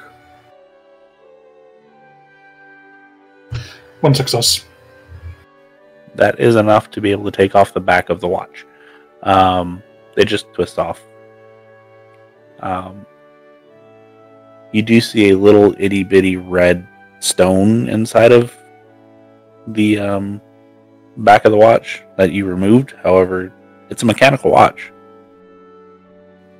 There's no way he could bug it.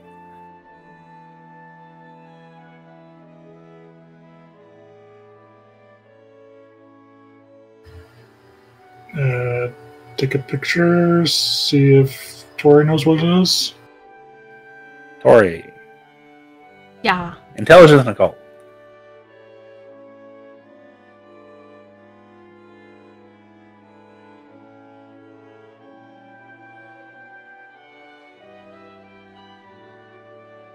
Oh, I'm rolling like crap tonight. I only got 2.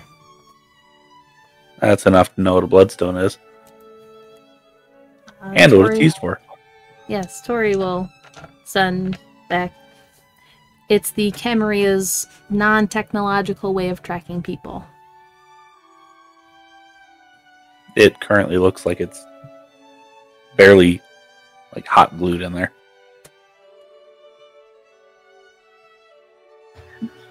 Yeah, Steven's just gonna eat it out the window. Like the stone or the watch? Stun. Skipping the watch. Okay. Just wanted to check. Because it's like a $15,000 watch. So. Also, but yeah. Can Steven take a look at the note Simone gave him? It actually wasn't a note. You reach into your pocket and you pull out a small silver dagger. Ooh, shiny.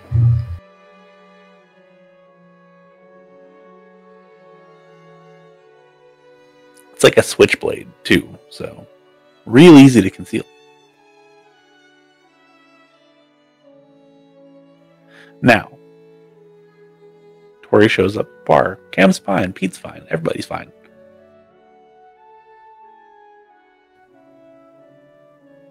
Beth shows up at the garage. Old George is there. Young George is not.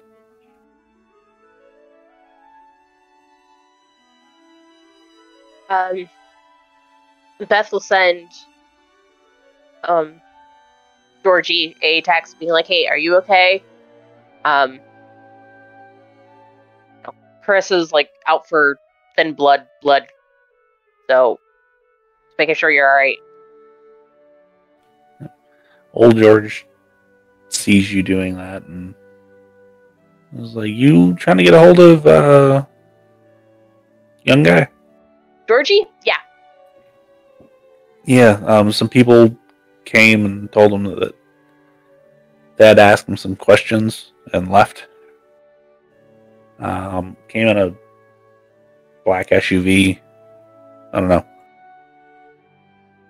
Son of a bitch natch. Thanks, George. Ew, why did I call you George? That's gross. Oh, Gramps. And all flustered and frustrated. Beth doesn't actually. She goes to text Tory, and then thinks twice about it and just calls and like, Tory, I think the sheriff and deputy came and got Georgie.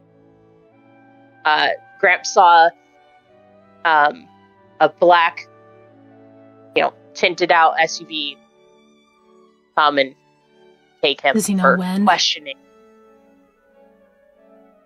Does he know when they were taken? Gramps, when did they come by? Do you remember? About half an hour ago, give or take. I don't know, some dude had blue glasses on. It's really weird. Yep, blue glasses. Shit. Click. Tory will call Nyx. Picks up immediately. Yeah. Get What your you need? people hidden. One was What already picked do up you from mean? Beth's garage. George, right? Yeah. Shit. Okay. Yeah, I gotta make some calls. I'll do what I can for him. You want me to burn down some restaurants? I can do that too. That would be lovely. Okay. Marigold, do your thing. And, she hangs up at that point.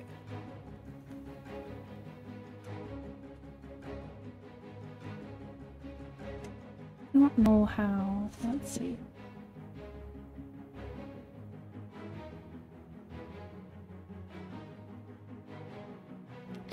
She'll call Barney. Rings a couple times. Barney picks up. Yeah. I assume you were either there or have heard everything. Oh, surveillance. It's a great thing. Cool. She's picking up thin bloods already.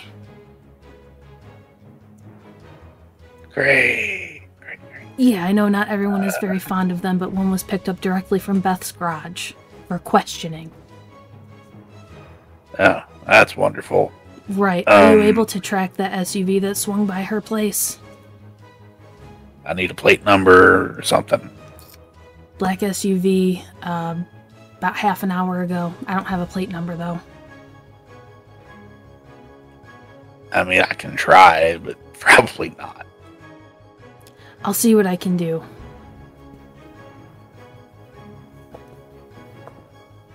And with that, we're going to end the episode. We'll tell you that Beth meets back up with Tory. Tory looks into it, but doesn't really find a whole lot.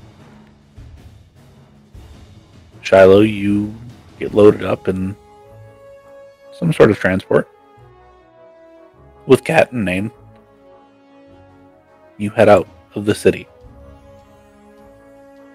Steven, you have a shiny new watch. And Switchblade. And you kind of toil with the menial tasks that are absolutely important, however, they aren't fruitful. Until morning comes and you're forced to sleep. All of you get bedded down, and the world kind of goes on, not knowing what happened, not knowing what's going on in the nighttime behind the scenes. Life goes on as it was.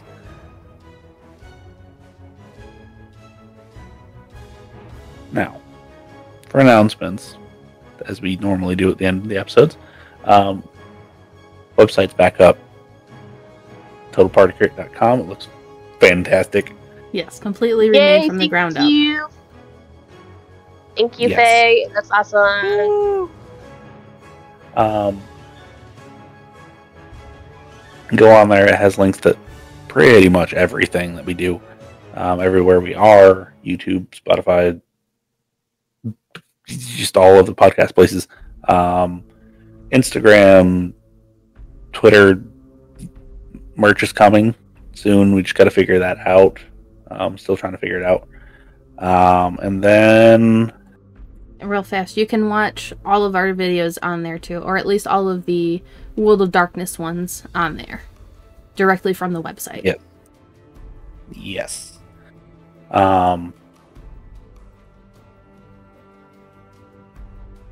See here. We are going back to our normal schedule. Faye running on Tuesdays. Blood and Hope Detroit. We would be more than happy to have you join us. We'll have the full cast.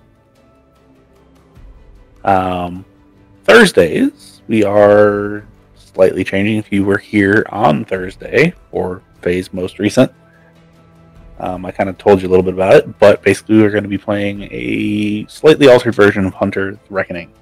Cocia will not be joining us. At least for now, maybe later, but not for now. And we will be following we'll still call them investigators rather than hunters. Through about World War II era America. We'll be making sure that we go to all 50 states. Doing all sorts of fun things. Finding all sorts of fun things. And then, obviously, Saturdays are Life in Blood Atlanta. So, believe that pretty much covers everything. So, everybody... Dice Legion. Go to Dice Legion, use our code, our link, whatever. Get dice. Helps everybody out. Link for that can be found on our website, and it will take you directly to. If you click on the main page, you scroll down. There is a link that you can click on. There's a button, and it will automatically put our discount on there for you. Yes. So do that. You get dice. We get a little bit of kickback from it. They get to move merchandise. Everybody wins. But yes, with that, everybody have a good night. Stay safe, and don't let princes happen, because princes suck. Have a good night, everyone. Princess. Sweet dreams.